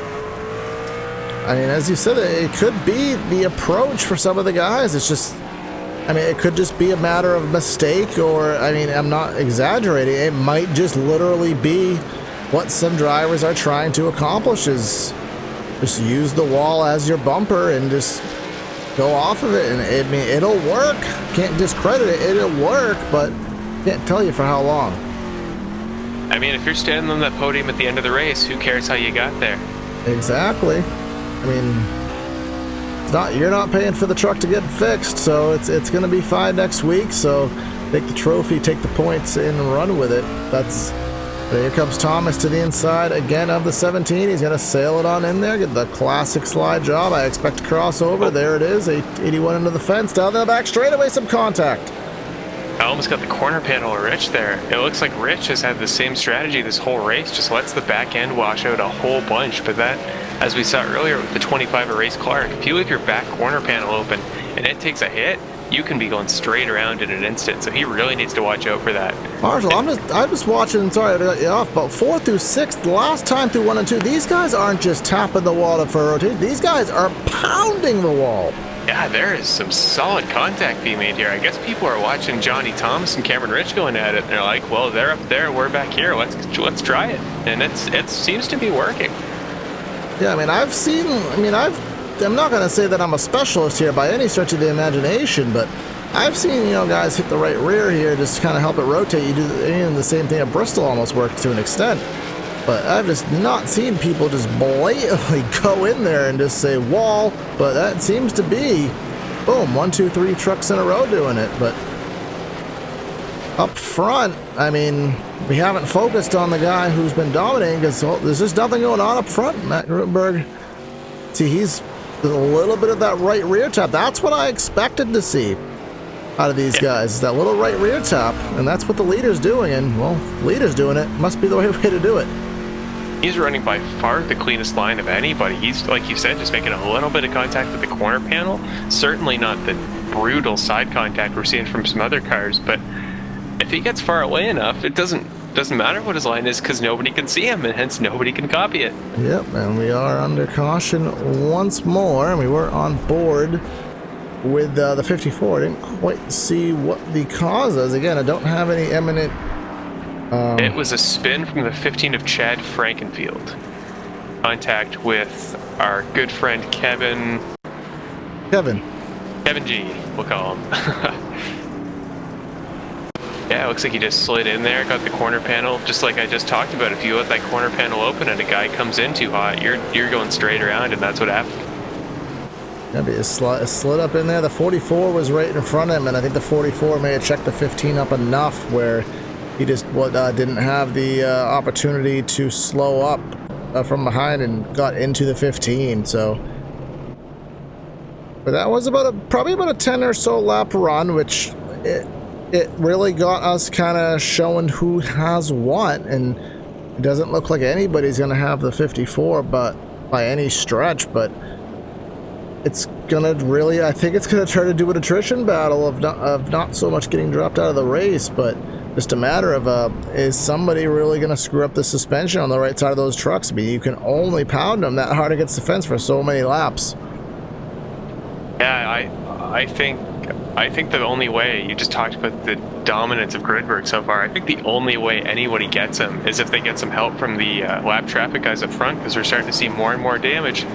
Some guys have enough engine temp problems, they're going to have trouble running with the pack. And if Grutenberg starts seeing cars left and right, we could see an incident that leads guys like Kyle Hanshaw, Johnny Thomas, Cameron Rich to get back to that front spot and have some contention for the win. And we saw just ahead of the leader before that caution, lap traffic was becoming a thing, and that was only after 10 laps. So if we can get a longer run, I think that definitely is going to be a contributing factor into the end of the race. But we'll find out what happens on this next restart. Green flag back in the air. The 46 is going to sail it on in there underneath of Grutenberg. I don't expect it to stick, but I expect the 17 to fill the gap and up top and past the 46. Yeah, he had the right idea there. Oh, there. huge accident. Oh my, wow. I don't even know where to begin with that one, but I think it was Cody McCorkle. Maybe he got some airtime there off of 2. As they were just completely wadded up there back in the pack. Got to go from the blimp cam above McCorkle. We're coming off corner number 2 right now. The 2 machine going to the outside, and yeah, the 2 was outside and ended up turning him into the outside wall. I don't think the McCorkle was expecting the 2 to be out there. And oh, there's a 36 that kind of flew underneath the 12. The two but Richard Hines. And David Wilson getting spun in the aftermath there. I think he took the worst damage out of anybody.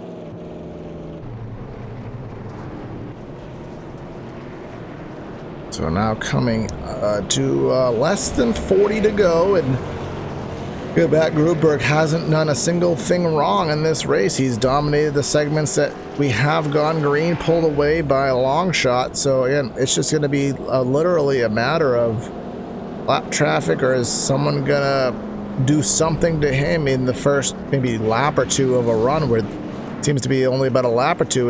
That's as long as anybody can stay even close to him.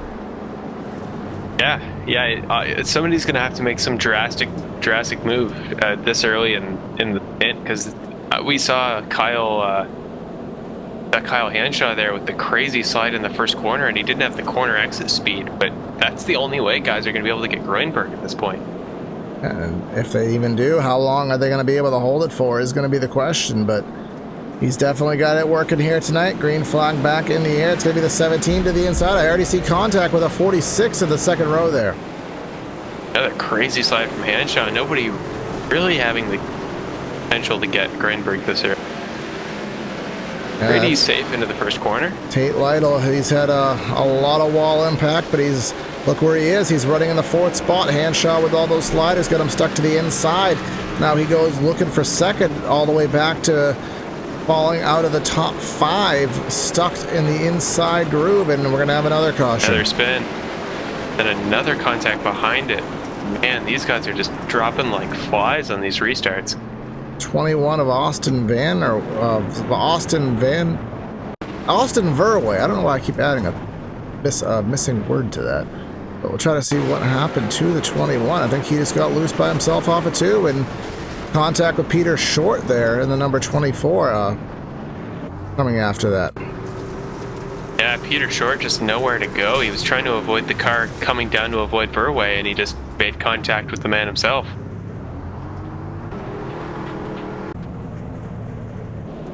Again, we're going to see another restart with Groenberg at the front, and now it's Cameron Rich's turn to see what he can do from that front row. Yeah, and he definitely, it all depends how good of a restart you get. If you can even stay on a quarter panel, you may have a chance into corner number 1, but if you don't have that, if you're back by even a truck like that heading into 1, your entire goal just goes to getting back to the outside groove. And again, just look at turn 3.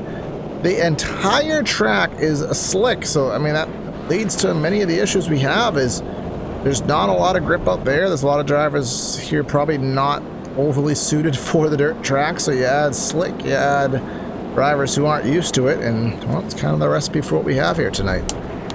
The more of these caution laps we run, the less and less traditional the track's going to be for a race this long, because nobody's really putting up that cushion on the outside wall, because run that fast on these cautions. Yeah, it's actually, you said a good point for the track. It won't slick it off even further if we're only running 40 miles an hour. So in that regard, it's actually not the worst thing in the world. But Base Truck's going to pull in once more, and here we are once more time. Another good start from Groenberg, but Cameron Rich just rough on the throttle there. He's got 2 guys, Tate Lytle and Johnny Thomas in the 81. He's already back to 4th. Now Hanshaw's going to try for that 4th position.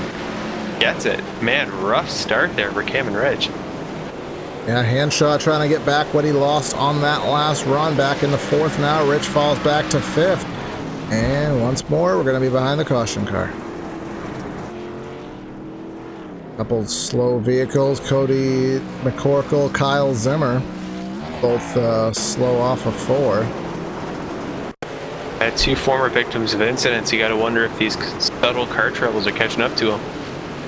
It looks like they were nearly 3 wide. They're off of 2 and down the back straight. They were 3 wide, and just everyone just kind of bumper stacked together there off on the outside groove in the center of 3 and 4, and just enough contact made in between multiple vehicles and enough to send one of them around. I think one thing to point out with how many cautions we're seeing, you'd expected almost any other track to have a bunch of cars that aren't still in the race. But as far as I can tell, we only have 2 or 3 that have left the race completely. We still have plenty of guys, so if we finally see a long run with only 30 laps to go, we may see some lap traffic actually coming into play here with this many trucks and such a small track. And Peter Short is the wave around this time by, but yeah, it is a good point. Is we have still 21 now with Peter Short, 21 drivers on the lead lap, and there is nobody 1 lap down. Either you're out of the race or you're on the lead lap. So 21 drivers still fighting for what is going to be now less than a 30 lap dash to the end. So just imagine if we had green white checkers. I feel like we'd have a couple of those tonight, but those will be in effect next week into the iRacing service, and definitely be one to watch. But again, we remember the race does have the opportunity to end under caution, so hopefully we can get these guys running and see who has who. I think that 54 is going to check out, but who knows? Anything is possible. Tate Lytle with all of his incidences to the inside in position number 2, and here we are once more again on the evening. Another restart with contact with the 46 right off the bat, but the restart underway. Best start yet for anybody other than Grunberg. Great start by Lytle. He's going under almost with the slide job. I think he just got the front end a little bit too loose. And another spin for Rich. He's around. Yeah, that's going to be the worst incident of the night for Rich, and it's going to throw us under yet another caution flag. Oh, there he is. Yeah, I don't know what's happened to him since the beginning of this race, but incident after incident lately. Trying to see what cause of it was. Slight contact with the 18, the slightest bit of contact with Paul Ross, and on corner exit, that little bit of contact, even though it wasn't a lot, you're already kind of free as it is on corner exit, so just having that little bit of contact on top of it definitely is not going to help causes out, and just enough to send him around for yet another caution.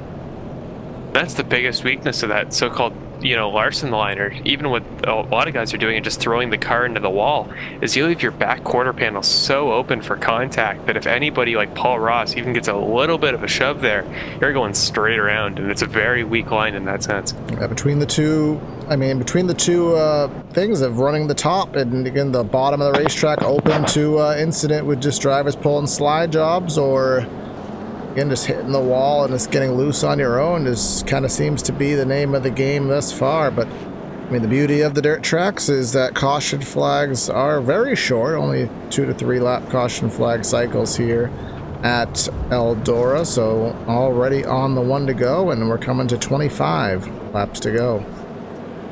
Matt Groenberg is going to once again lead us to the start, and I will too this time. So here we go. Matt's going to set up here on the outside lane. Let's see if we can get another good start from Tate Lytle. That was his best of the race last time by. Ace truck is in. Here we go. Groenberg on the throttle late. Lytle with another good start. And here we go. Green flag. 81 of Thomas was on the bumper of Grunberg off of 4 and for the start, but he's fallen back, and everyone just in the fence off of 2, and I feel like something's going to happen out of this. Everyone is sideways, but still able to keep it straight. The 46 of a Hanshaw goes around. And heavy contact with the 44 machine and the 62 as well.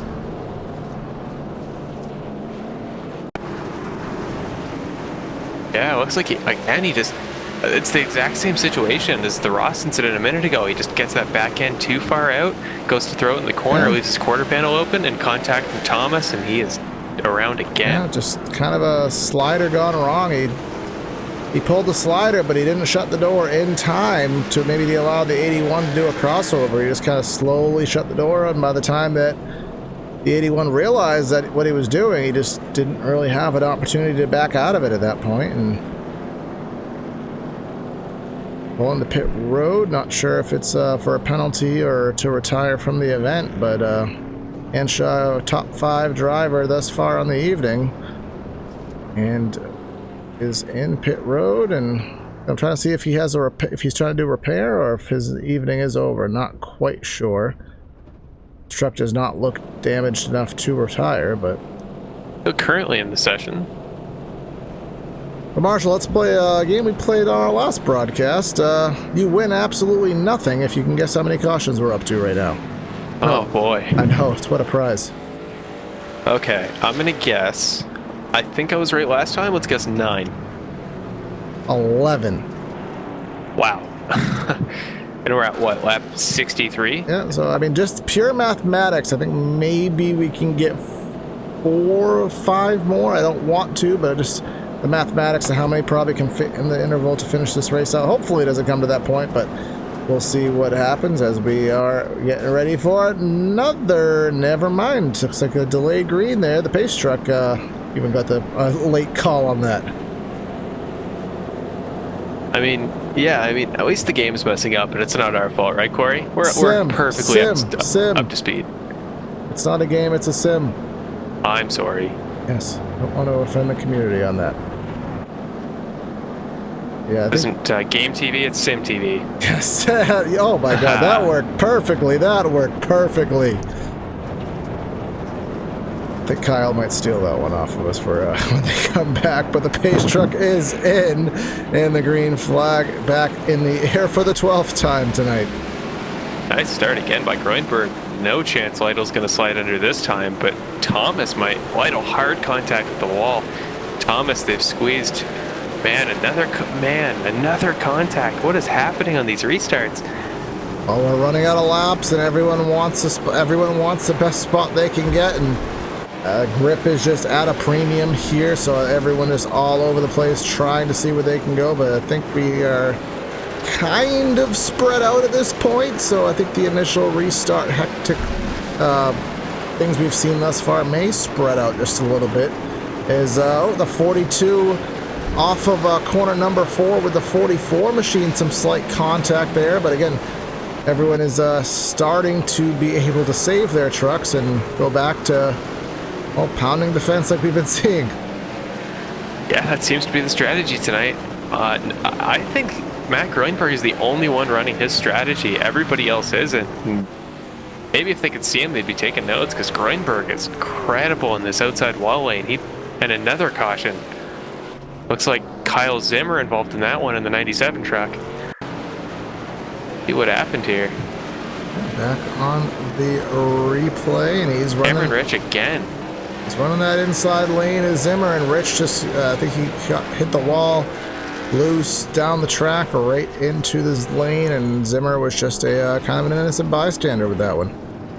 Yeah, I know where to go that time, and man, we have been seeing so many here. We saw a few there that were, a lot of contact related, and I was thinking, okay, we got to have enough track wear at this point that nobody could be sliding around just normally under green, but it's still happening. We just saw it happen to Cameron Rich, and Kyle Zimmer got the worst out of that one.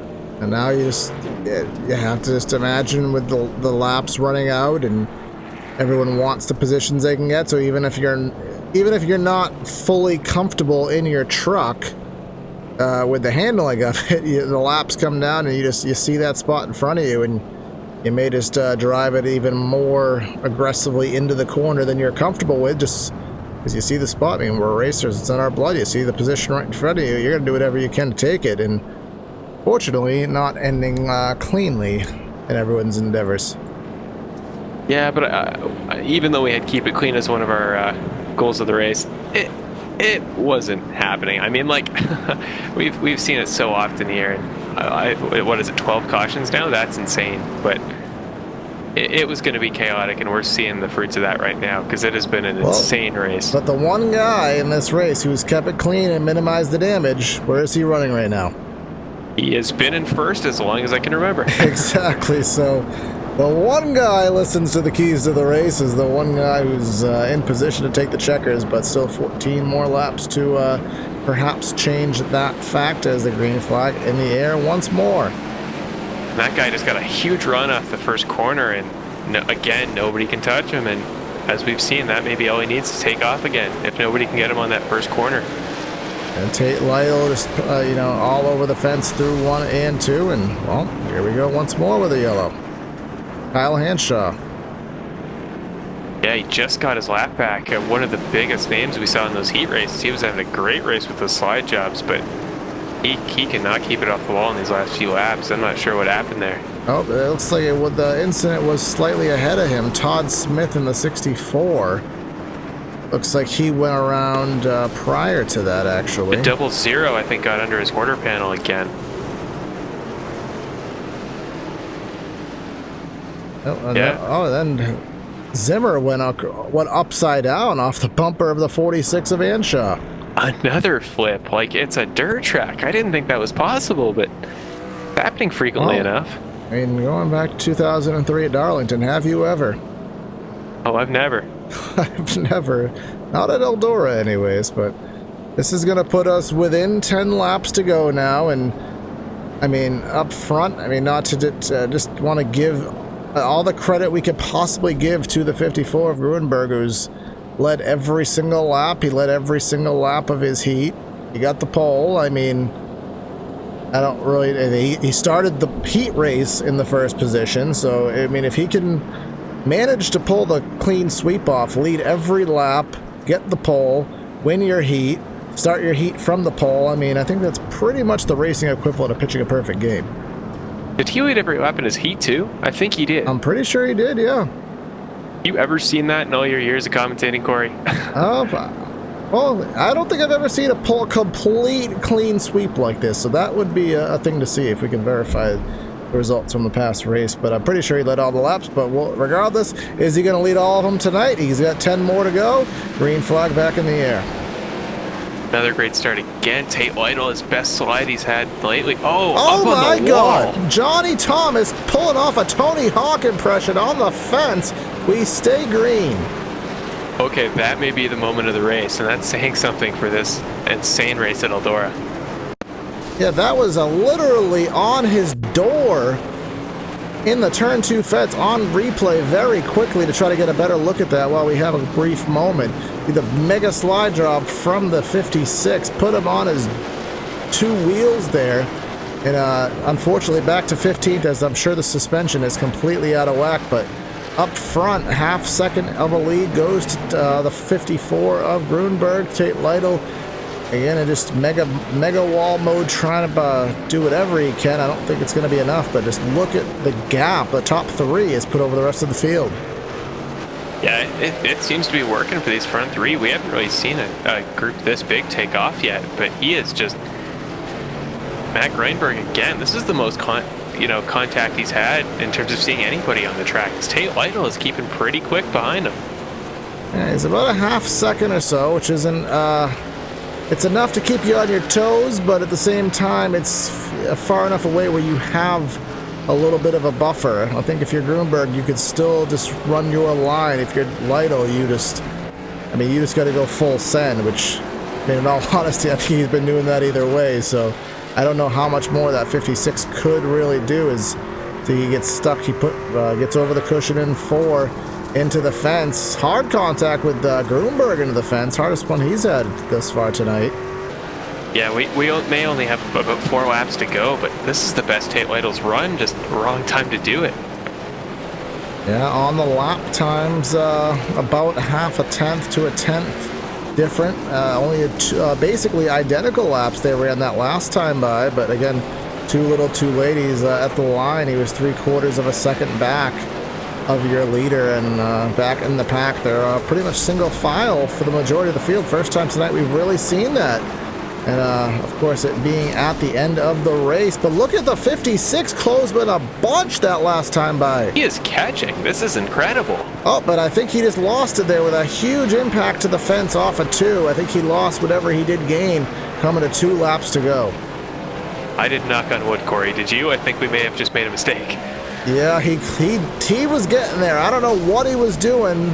Maybe he just found the turbo boost on the wall or something, but he closed in a bunch, but just a little bit too much contact with the wall there off of 2, and that allowed the 54 to get enough of a buffer space to pull out there, but he's going to come and take the white flag is Matt Grunberg. He started the race on the pole in his heat. He started, he led all the laps there. He started the race on the pole here, and he's going to go for the perfect 90-lap clean sweep, pitch the perfect game here at Eldora. Your points leader, third win of the season, goes to the number 54. Matt Grunberg wins at Eldora. Dominating performance again, and it looks like we may have a battle for, I think that's 5th position. Right as I say that, Levi Zielinski with a perfect corner, a big contact on the backstretch. I think that was Robert Hill Jr. there. Yeah, there is a contact, looks like in 4. Rather in turn 1, excuse me. The 38 was spun around, but regardless, that is going to be your race here tonight. And of course, congratulations do go to your winner of Matt Grunberg, and just absolutely dominating performance here at Eldora. But while we kind of get settled in and ready for the post-race show, let's give you the final rundown of results here from Rossburg, Ohio. Pitching the perfect game, Matt Grunberg leading all 90 laps is your victor here tonight. Tate Lytle is in 2nd. Sam Close is in 3rd. Richard Hines is in 4th. Levi Zielinski is going to roll home with a 5th place finish. Kevin G in 6th place. 7th goes to Paul Ross. Peter Short in 8th. Robert Hill Jr. in 9th. And Cody McCorkle in 12th. And then rounding out your top half dozen, Wade Lear and Corey Lindsay. Then in 13th, we got Cameron Rich, who had a crazy race today. Plenty of incidents for him. In 14th, we have Todd Smith. Kyle Hanshaw, also a very big talking point this race, in 15th. Brad Frankenfield in 16th. Johnny Thomas, the most prone to hitting the wall, I would argue, for this race, in 17th. Matt Hackathorn in 18th. Kyle Zimmer in 19th. James Simmons in 20th, who started 2nd. Chuck Sweeting in 21st. Austin Verway in 22nd. David Wilson in 23rd, and Race Clark in 24th. And that was your 2 dozen drivers who took to the grid here tonight, but I think we can start our post-race interview process over right now. So we'll get these guys situated. It'll be Grunberg, Lytle, and Sam Close. And I think if we cared, we'll start off with your winner here tonight. See if we can grab him.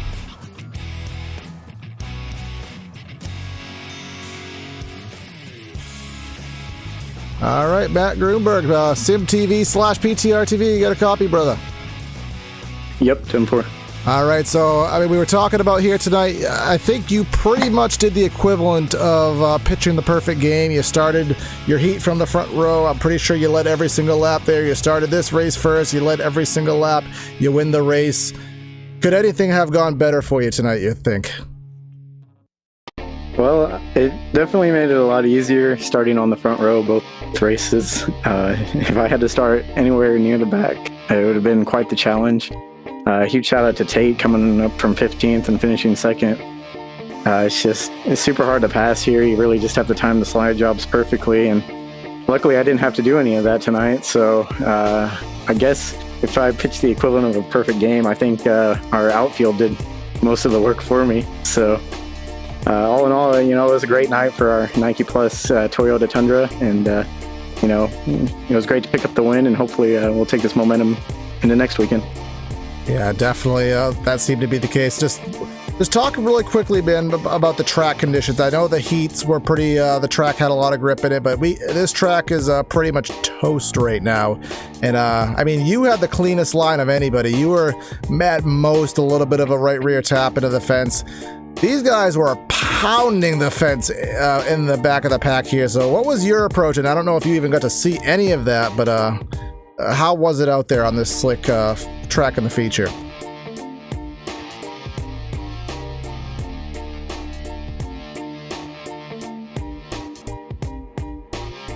Oh, I think I may have lost him there, but oh, my mic. I can hear you now. Oh, I think my mic might have turned off there. So I was talking about the track condition here in the feature. We had it was obviously really slick out there. We saw these guys pounding the fence. You had the cleanest line of anybody out there. So just talk about what it was like. I don't know if you saw anybody and how they were driving behind you, but what was it like there on this slick track in the feature? Yeah, I mostly just looked out the windshield, making sure I did look out the side just to see if anybody was going to try a slider into 1 and 2 there on those restarts. But, you know, the track was pretty slick entering both corners, so it was really easy to slide up into the wall there. I had to, you know, tap the brake a little bit just to keep the car from sliding up, and then, you know, just entering really high to make sure you're on that cushion, because if you entered any lower than that, you were pretty much destined to slam into that wall entering the corner. So I think a lot of guys might have had trouble with that, but you know, luckily we were able to stay out of all that carnage since we were up front all race, so that made it a whole lot easier on us. Yeah, 10-4, man. So, I mean, we'll let you go. Any final shout-outs you want to give for your victory here tonight?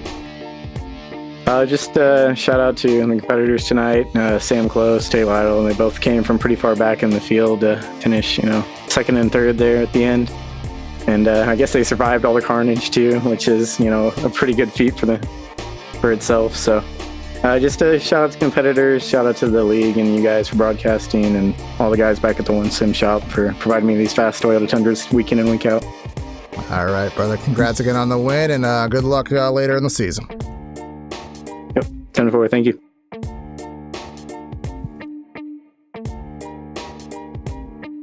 All right, and now I think Marshall has caught up with our second place finisher of Tate Lytle.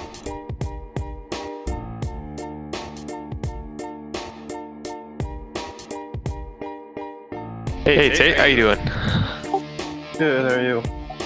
I am pretty good. Maybe not as good as you though. Second place in today's race. Got to be happy with that, especially starting from I believe 15th in that final. What was it about that race that just allowed you to come from qualifying where maybe not an ideal time, but 15th to second? What do you think changed from qualifying to the race? I smacked the wall on my good lap in qualifying and then didn't realize it until I was halfway through the second one.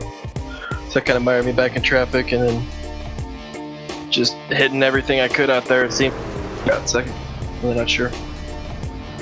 Yeah, we saw that big in the race too. You probably had the most aggressive line of anybody using that outside wall, but it seemed to be working. So what do you think about your line was different, and why did you decide that as compared to many of the other drivers? I mean, the funny thing is I really wasn't even trying to use the wall, but if I hit the brakes, I'd spin out. So I was just trying to roll it in.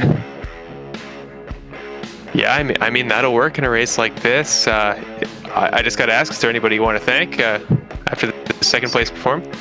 Oh yeah, Hanshaw, I mean Corey, everything he does. You guys for stepping in, and just appreciate all y'all. Awesome. Thanks, Tate. Great race. You guys. All right, so that is, I don't see Sam Close, who was the third place finisher, taking a final rundown through the list of drivers available to speak to. I don't actually see his name, so it looks like we'll have the top two finishers here to talk to, and spoke to them. So we're gonna start to wrap up coverage here tonight on PTR TV. On Sim TV, we already gave you the final rundown of results, so want to thank the league for putting on a good race for us. Thanks Sim TV for giving us the opportunity to help fill in for them, and congrats to them on what they do with their Grid Life tour and being on the road for a real life commentary gig coming from what they do on iRacing, and they have done an amazing job in their time, and glad to be friends with them and to help them out. So we can obviously check us out on PTR TV if you like what we did. Stay tuned next week with Kyle and Finian as they cover the league again and all their content. So it is Corey Silva and Marshall Crocker signing out of the booth. Have a great night, everyone, and we'll catch you next time.